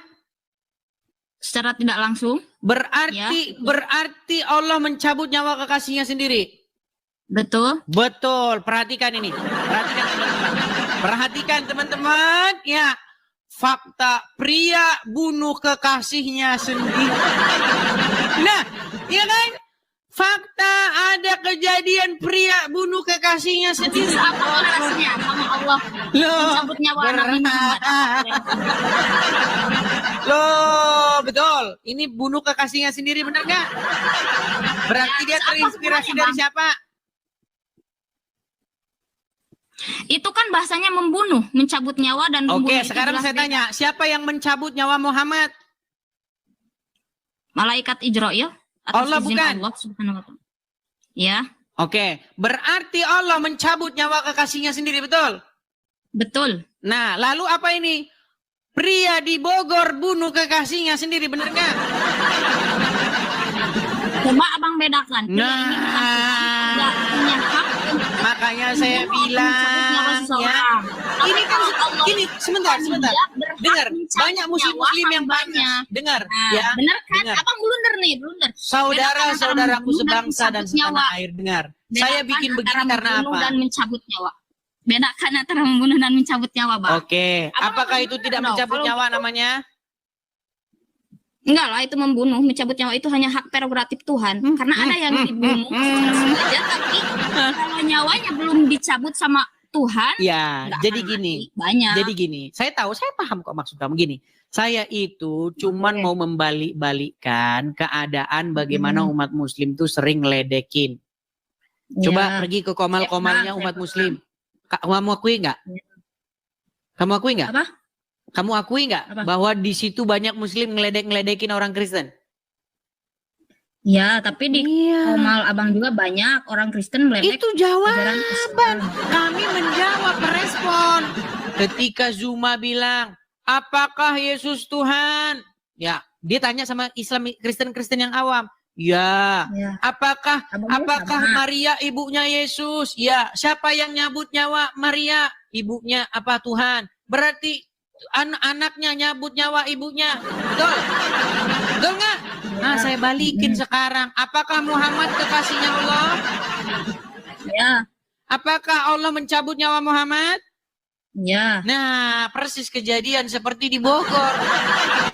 Kekasihnya mencabut nyawa kekasihnya sendiri. Oke, beda kolerasi. Kalau Nabi Muhammad itu hamba, wajar dicabut nyawa oleh Tuhannya. Tapi kalau Yesus itu kan dianggap Tuhan. Oke, Jadi saya jawab masa lagi. mencabut nyawa ibunya sendiri? Itu Baik, emang saya jawab beda lagi. kolerasi menurut saya. Tapi Baik, tetap saya jawab. Abang Ini saya jawab. menerima Apakah maksud Muhammad saya itu atau Rob? enggak. Apakah Muhammad itu Rob? Karena saya tahu konteks pertanyaan abang ini kemana, maka saya jawab bukan. Nah, Karena saya tahu kadang-kadang Rob, kadang-kadang bukan. Iya, Coba secara kaidah bahasa Muhammad itu Rob bukan? konteksnya. Secara kaidah bahasa Muhammad itu Rob bukan? Tapi kan abang menolak terjemahan. Jadi saya Ya sudah, tidak nggak usah berani pakai mengatakan terjemahan. itu Rob Jangan kalau diterjemahin. Muhammad itu secara kaidah bahasa Rob bukan? Jangan diterjemahin, bukan. Ya, saya nggak terjemahin. Muhammad itu Rob bukan? Bukan. Bukan. Kan abang itu bukan lagi terusnya. Saya tahu. Kadang-kadang Rob, Saya tahu. kadang-kadang bukan. Ada saklarnya. Jadi begitu ya, gini loh. Saya mau bilang begini. Banyak orang Kristen dan juga orang Islam tidak tahu apa itu Tuhan Yesus. Banyak orang nggak tahu. Kata Tuhan itu kan kata terjemahan bahasa Indonesia. Di dalam bahasa aslinya itu kurios. Title Tuhan untuk Yesus. Oke. Maksudnya itu Yesus itu Sang Mesias. The Messiah, Sang Mesias. Ya, itu keyakinan abang. Iya. Oke, saya nggak bisa. Iya, menjawab saya jelasin atau kamu tidak beda pendapat. tahu. Keyakinan abang. Jadi Oke. Yesus itu Tuhan bukan berarti Yesus itu Bapa di sorga. Tuhan di situ adalah Ya, sebuah title yang maksudnya merujuk kepada Sang Mesias. Mesias itu artinya apa? Mesias itu artinya Mesias itu artinya seseorang yang dipilih, dilantik. Oke. Tapi sang Mesias di sini maksudnya dia itu akan menjadi wakil daripada Tuhan untuk memerintah di atas bumi sampai selama-lamanya. Oke, saya boleh nanya Menjadi raja di atas bumi sampai selama-lamanya. The Messiah, sang Mesias atau Kristus bahasa Yunaninya. Oke. Jadi Yesus itu sebagai wakil Tuhan apa gimana maksudnya? Oh ya jelas, dia itu adalah utusan daripada Bapa di surga untuk memerintah sampai selama-lamanya. Kerajaannya tidak akan berkesudahan. Oke. Yesus itu utusan. Jadi utusan atau Tuhan? Coba tegaskan. Oh ya utusan ya Utusan Tuhan, Bapa tapi di kata surga. Tuhan itu bukan berarti dia itu Bapa di surga. Tuhan itu title. Bahasa Arabnya Rob. Jadi beda eksistensi dong antara Ya, Bapa jelas di surga dan Yesus itu ada dua apa gimana? Ya jelas beda. Rob maksudnya, Rob itu artinya pemilik, pengatur, pengendali, Oke, benar. pemimpin, Betul. tuan, Saya setuju. Tuhan itu maksudnya. Sama. Bahasa Yunaninya kurios, bahasa Inggrisnya itu Lord. Jika ada negara, ada pemerintahan, ada rakyat, maka kepalanya itu dipanggil sebagai Lord atau Rob bahasa Arabnya atau kurios bahasa Yunaninya, yang artinya yang kepada dia kita menaklukkan diri. Nah, jadi supaya semua orang bertekuk lutut di hadapan Yesus, menaklukkan diri di hadapan Yesus. Nah, dengan cara demikianlah maka Bapa di sorga menjadi Tuhan bagi semua orang. Jadi Yesus Jadi itu Tuhannya Tuhan Yesus yang atau datang Bapa di daripada surga? Tuhan. Saya mau penegasan dari Abang. Jadi Tuhannya kan menurut Abang tadi ada dua eksistensi, Yesus dan Bapa Itu di surga. sama seperti ya kan? kalian. Allah itu Rob, Tuhannya mana? tapi Muhammad juga Rob. Artinya Allah mengendalikan umat dengan perantaraan Muhammad. Allah menjadi Rob dengan perantaraannya Muhammad. Bagaimana Allah memimpin? Lewat perantaraan Muhammad. Bagaimana Allah memberi petunjuk? Lewat perantaraan Muhammad. Bagaimana Allah membimbing umat? Lewat perantaraan Muhammad. Makanya Muhammad itu gambarnya Allah di dalam iman kalian. Enggak. Nah, di dalam Muhammad itu iman hanya Kristen, lu nggak percaya. Barang siapa Ya, yang Muhammad taat itu kepada menurut Rasul, kepercayaan kami maka Muslim hanya sesungguhnya dia utusan telah Bang. taat kepada Allah, betul? Ya. Nah, di dalam agama Kristen, Yesus berkata, barang siapa melihat aku, ia telah melihat dia. Kan foto saya. Saya dengan foto saya itu ya saya. Tetapi di detik yang sama, foto saya itu bisa dibedakan dengan saya. Kalau foto saya dibakar, saya nggak ikut terbakar. Betul. Kalau foto saya diinjak orang, saya tidak ikut terinjak. Foto saya itu cerminan, gambaran atau citra daripada saya. Nah, begitu juga Yesus. Yesus itu juga citra daripada Bapa di sorga. Oke. Penyataannya. Tahu nggak penyataannya? Itu masalah maksudnya keyakinan Abang. Kalau keyakinan Abang di dalam itu, iman kalian pun seperti itu. Tapi Muhammad menjadi Mesias palsu. Menghujat. Itu adalah Abang juga melakukan hal yang sama kayak Bang Zuma, Bang Yonatan. Saya hanya meluruskan iman saya. Menurut pandangan iman saya, tidak ada Mesias yang lain. Jangan ada Yesus-Yesus yang lain. Jadi Yesus itu begini kan, Muhammad itu dalam agama Islam itu bukan Tuhan. Dia hanya hamba yang diutus, yang disuruh oleh Allah. Dia itu Kalau Rob. Yesus ini kan, dia itu Rob kalian. Tapi diutusan. Jadi saya bingung. Loh, mana dia saya Tuhan paham itu. Yesus pun juga utusan di dalam Bible. Orang yang baca Bible tapi tidak mengaku Yesus utusan, goblok. Dia baca Bible, kalau dia tidak bilang Yesus itu utusan Bapa di surga, goblok. Nah, baca Bible. Nanti dipotong tuh sama orang-orang jadi PT-nya. Gak apa-apa. Karena memang benar yang saya katakan. Dengar ya, gini. Yesus diutus oleh Bapa di sorga untuk apa? Untuk menyelamatkan umat manusia. Supaya barang Oke. siapa yang percaya kepada Yesus Paham. diselamatkan. Supaya barang siapa yang percaya kepada Yesus mendapat beroleh hidup yang kekal. Oke. Apakah umat muslim Oke, percaya kepada Yesus? keyakinan Kalian abang percaya saya kepada nggak Yesus bisa nggak? ganggu gugat, terserah itu. Oke, sekarang saya tanya, apakah kalian percaya kepada Yesus? Saya Percaya? percaya dalam konteks apa dulu? Mengimani atau apa? Sekarang saya tanya, apakah kamu ingin percaya kepada Yesus? Sebagai apa dulu, Bang? Kok sebagai apa? Sebagai anak Allah yang diutus oleh Dia untuk menyelamatkan umat manusia.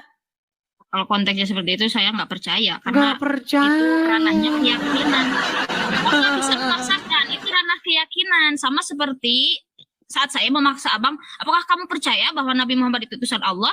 Nah, Oke, sekarang abang jawab begini. apa? Sekarang Nggak begini. bisa. Oke, sekarang saya tanya. Ini ada satu banner, ada salah satu poster yang dibuat oleh umat muslim nih. Nih, coba lihat. Oke. Ini bannernya di Cilacap. Ya. Mm-mm. Nah, di sini dikatakan I love Jesus, saya cinta Yesus karena Yesus seorang muslim, betul? Sekarang saya tanya, ini benar ajaran Islam nggak? Nggak tahu kalau dalam ajaran Nggak saya tahu. ada yang Makanya saya mengatakan, bilang tadi ada Yesus Muslim hadis itu yang enggak. mengatakan boleh berdusta. Kalau linglung bingung bolong saja. Dan itu cuman banner, bukan hadis Nabi atau Al-Quran atau apa. Oke, Jadi sekarang saya belum- tanya, di dalam belum Al-Quran menemukan ada hadis Yesus Nabi nggak? yang mengatakan Yesus itu adalah Muslim. Baik, Nah, sekarang saya tanya, di dalam Al-Quran ada Yesus nggak? setahu saya enggak. Iya, harusnya nggak ada. Tapi umat muslim lah yang mengatakan, mengaku-aku bahwa Isa itu Yesus, benar? Menurut saya bukan sih. Isa beda, Yesus beda. Iya, tapi kan kamu sendirian, ulama-ulamamu enggak. Kan menurut keyakinan saya, Yesus itu kan yang diimani oleh abang, ya kan? Oke, Sebagai Tuhan atau utusan Baik. yang disalib itu. baik. Sekarang Kalau Nabi gini, Isa itu diangkat sekarang ke langit. oke. Sekarang kita bicara secara akademis ya, jangan berbicara dogma ya. Oke, Oke, oke. saya jelaskan tentang Yesus. Ya, Yesus itu merupakan kata Yunani dari kosakata yang sesungguhnya bukan bahasa Yunani. Jadi dalam bahasa Yunani itu tertulis Yesus, ya, tapi itu merupakan peyunanian dari bahasa aslinya, yaitu Yeshua. Arti daripada Yeshua adalah Yahweh menyelamatkan. Nah, sekarang saya tanya, Isa secara kata berasal dari bahasa apa? Meninggalkan. Isa Berasal dari kosakata apa? Sosok Isa berasal dari kosakata apa? Isa adalah nama yang berasal dari bahasa Arab yang merujuk pada Nabi Isa. Nah, makanya saya bilang Isa orang Arab. Orang Arab nggak Isa di situ? Bukan. Nabi Loh, Isa itu bukan orang tapi Arab. namanya Arab. Tapi kan karena dalam Al-Quran nama Isa itu disebut Isa karena Al-Quran turun Oke, dalam nama bahasa aslinya Arab. siapa kalau gitu? Nama Harus aslinya? disesuaikan. Ya, nama aslinya siapa kalau gitu? Bentar dulu, nama asli Isa ya. Bentar. Sabar dulu bang. Saya juga sabar nungguin abang. Silakan.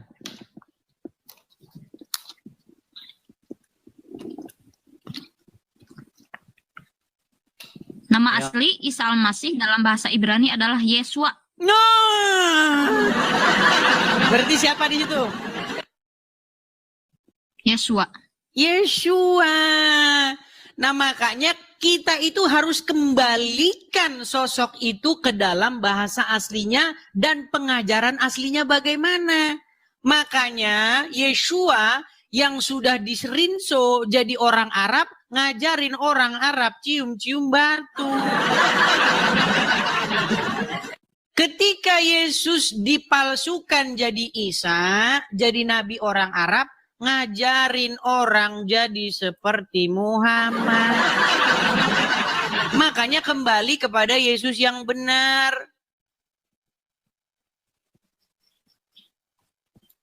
Kalau sosok Isa berkata, sesungguhnya aku hanyalah hamba Allah, jadi sembahlah Allah. Karena Isa sudah dirinso jadi orang Arab.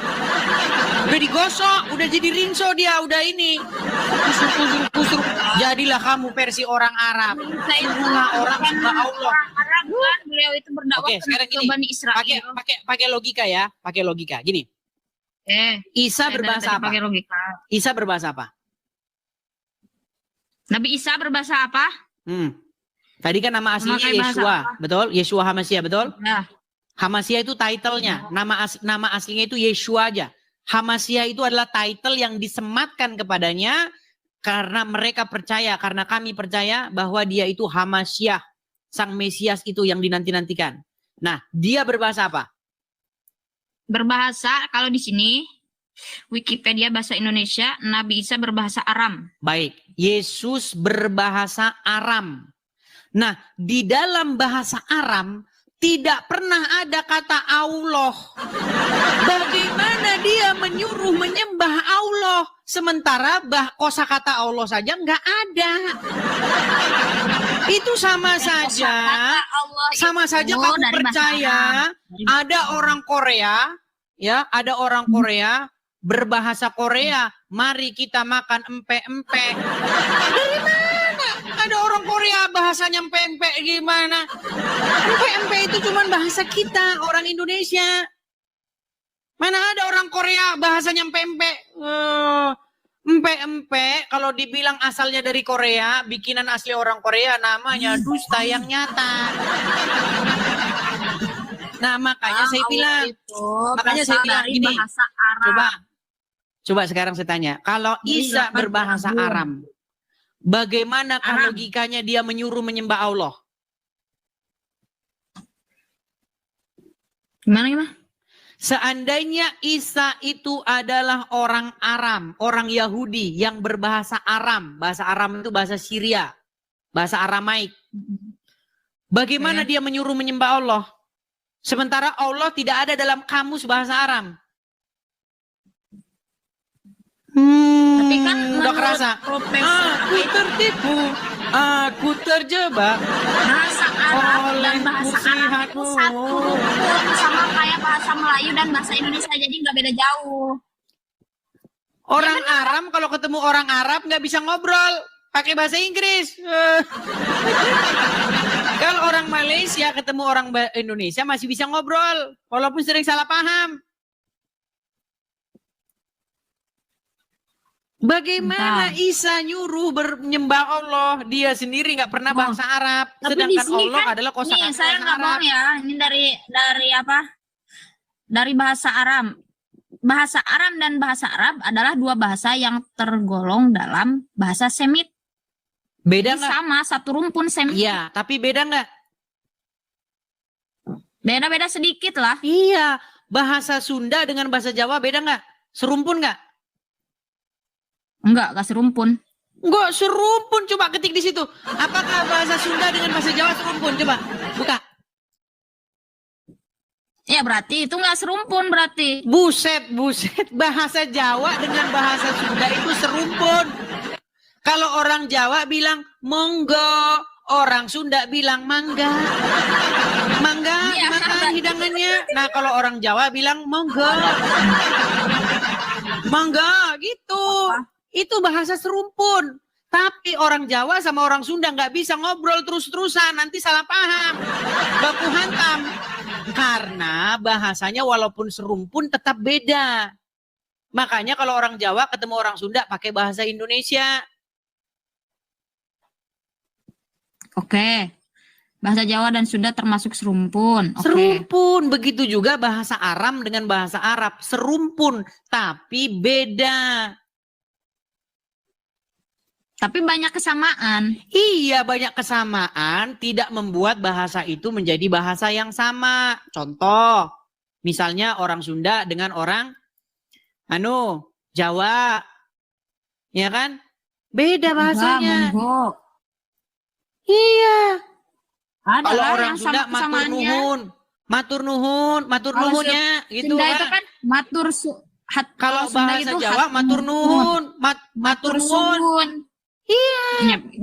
Dikit lah perbedaannya, Bang. Iya, Matur nuhun sama tapi kalau orang matur Jawa suwun. ketemu orang Sunda, dengar. Kalau orang Jawa ketemu orang Sunda, bisa mereka ngobrol pakai bahasa masing-masing. Bisa. Bisa dari mana? Bisa dari mana ini orang ngada-ngada aja? Kagak bisa. Gimana? Jadi bahasa Kalau Sunda orang itu Sunda nggak ngomong perlu sama orang serupa Jawa, segalanya, ngomong tapi apa ada lagi? kesamaan. Gitu. Makanya Begitu kesamaan. juga kalau ada orang Jawa ngomong sama orang Sunda. Allah, ngomong apa gitu.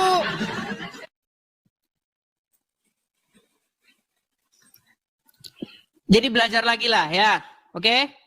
Tapi oke, serumpun dalam konteks bahasa berarti bahasa-bahasa yang memiliki asal-usul yang sama atau berasal dari satu bahasa induk yang sama. Iya. Berarti Nah, intinya induknya nanti dari- kalau kamu belajar Gitu, itu, Bang. Jadi nggak kamu terlalu sudah jauh. sampai ke tahap yang paling tinggi.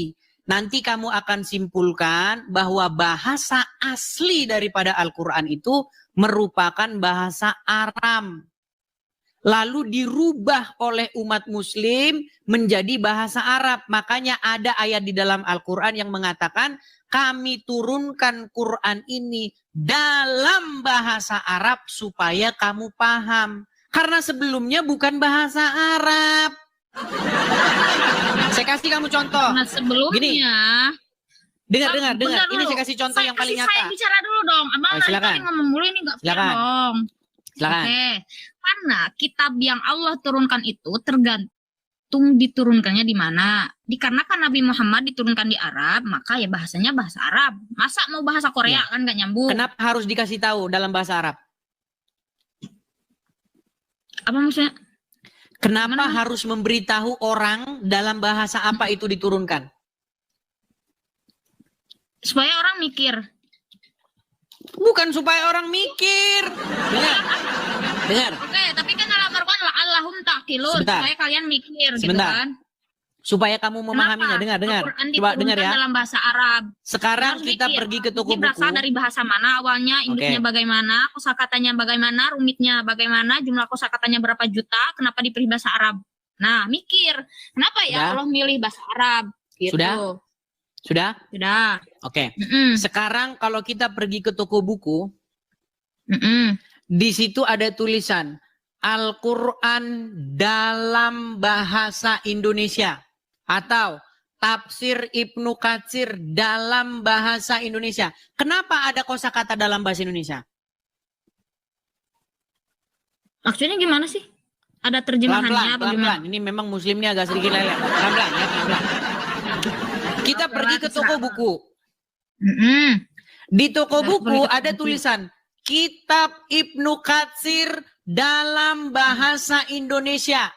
Coba, Ya. kenapa ada tulisan dalam bahasa Indonesia?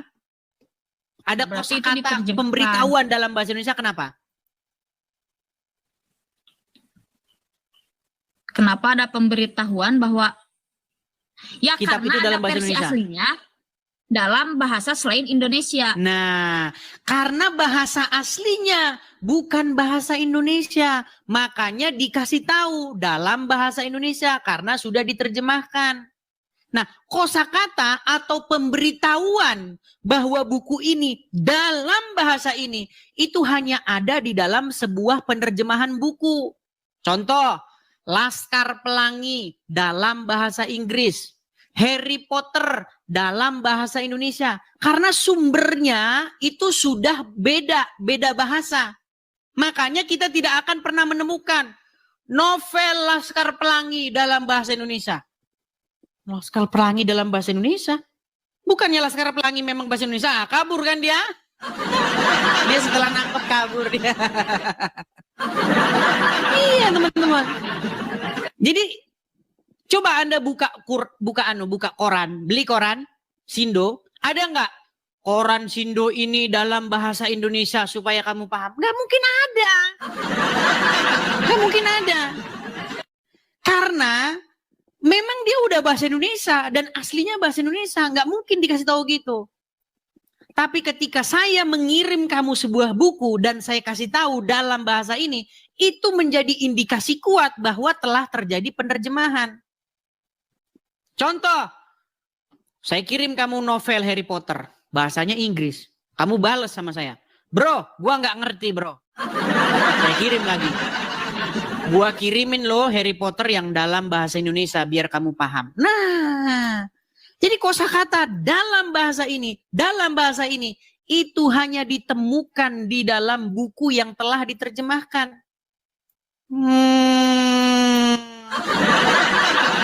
Coba menurut keterangan orang Islam, katanya Muhammad pertama kali dapat wahyu di Gua Hira.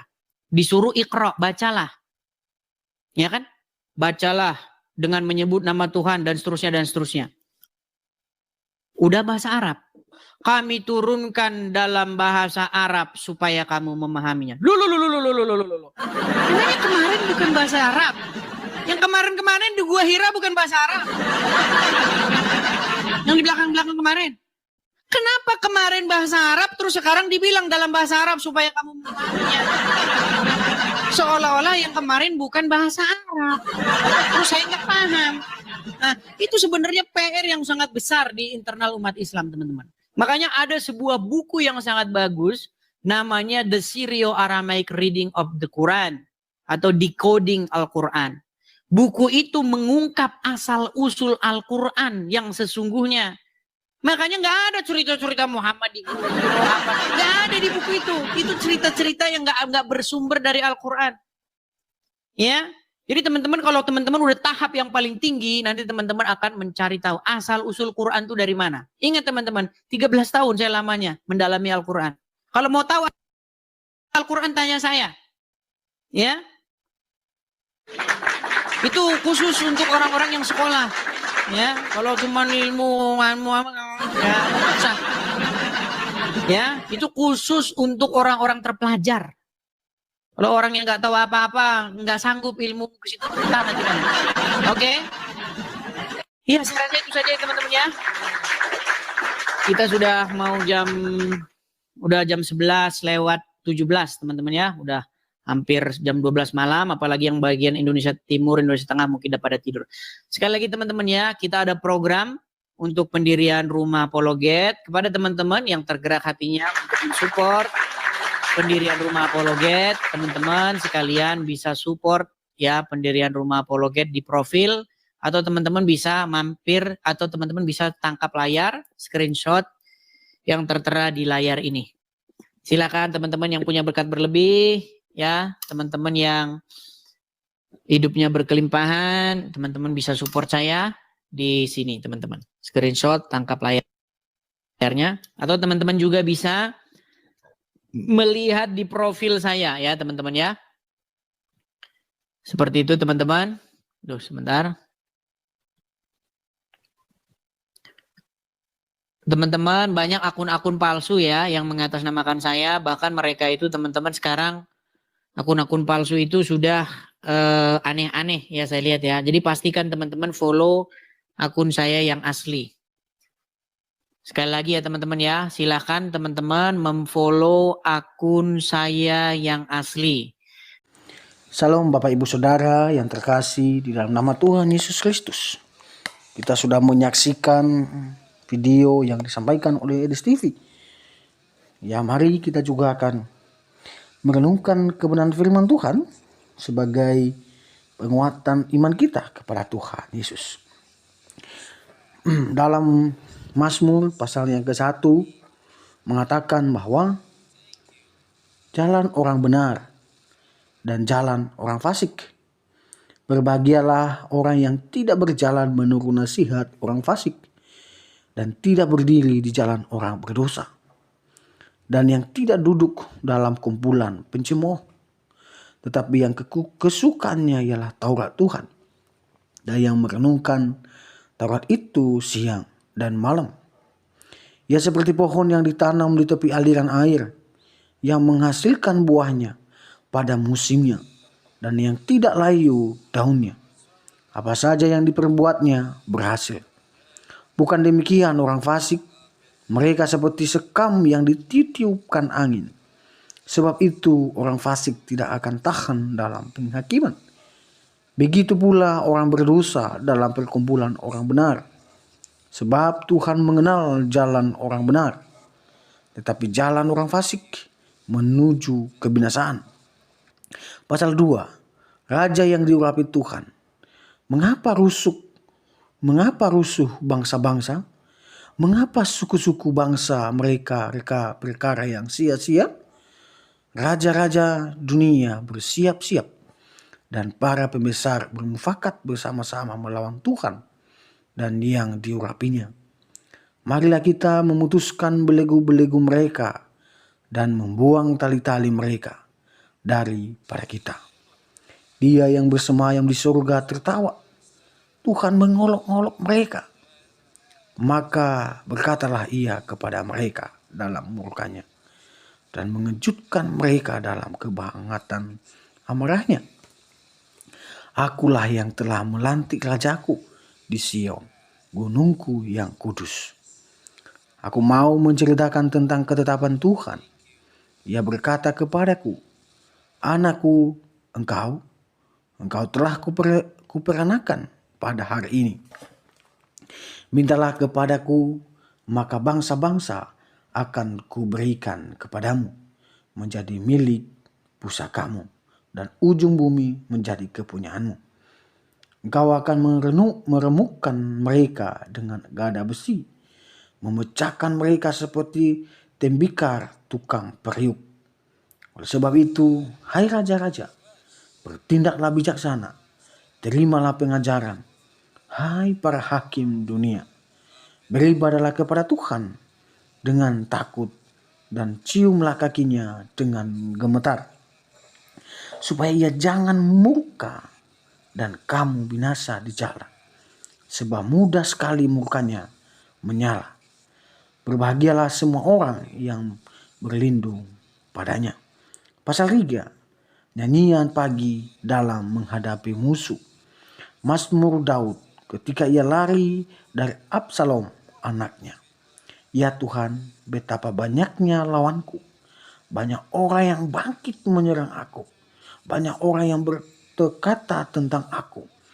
Baginya tidak ada pertolongan daripada Allah. Tetapi Engkau Tuhan adalah perisai yang melindungi aku. Engkau kemuliaanku dan yang mengangkat kepalaku. Dengan nyaring aku berseru kepada Tuhan dan Dia menjawab aku dari gunungnya yang kudus. Aku membaringkan diri lalu tidur. Aku bangun sebab Tuhan menumpang aku. Aku tidak takut kepada peluru puluhan ribu orang yang siap mengepung aku. Bangkitlah Tuhan, tolong aku, ya Allahku. Ya, Engkau telah memukul rahang semua musuhku dan mematahkan gigi orang-orang fasik. Dari Tuhan datang pertolongan, berkat-Mu atas umat-Mu. Pasal 4.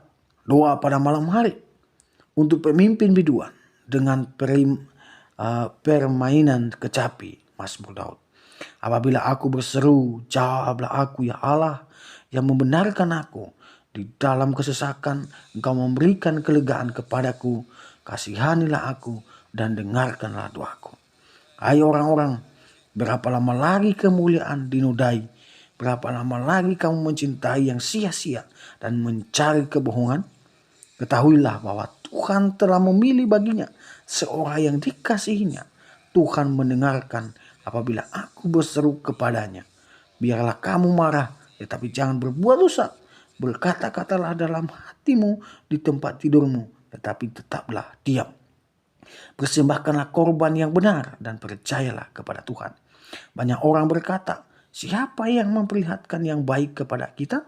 Biarlah cahaya wajah-Mu menyinari kami ya Tuhan. Engkau telah memberikan sukacita kepadaku lebih banyak daripada mereka ketika mereka kelimpahan gandum dan anggur. Dengan tentram aku mau membaringkan diri, lalu segera tidur, sebab hanya Engkaulah ya Tuhan yang membiarkan aku diam dan hangat dengan aman. Bapak Ibu Saudara yang terkasih dalam Tuhan, Mazmur juga punya masalah. Mazmur Daud punya masalah. Tapi dia tetap beriman, percaya kepada Tuhan. Maka dari itu, mari kita percaya kepada Tuhan. Mengandalkan Tuhan Yesus dalam kehidupan kita. Hanya Dia jalan dan kebenaran dan hidup. Barang siapa percaya kepadanya tidak akan binasa. Dia akan diselamatkan. Dan dia akan mendapatkan pengampunan dosa melalui kematian dan kebangkitan Yesus ketika dia percaya. Dan barang siapa yang tidak percaya dengan Yesus, dia akan binasa. Demikian perenungan kita. Semoga video ini memberkati kita dan menguatkan kita sekalian. Tuhan Yesus memberkati. Salam.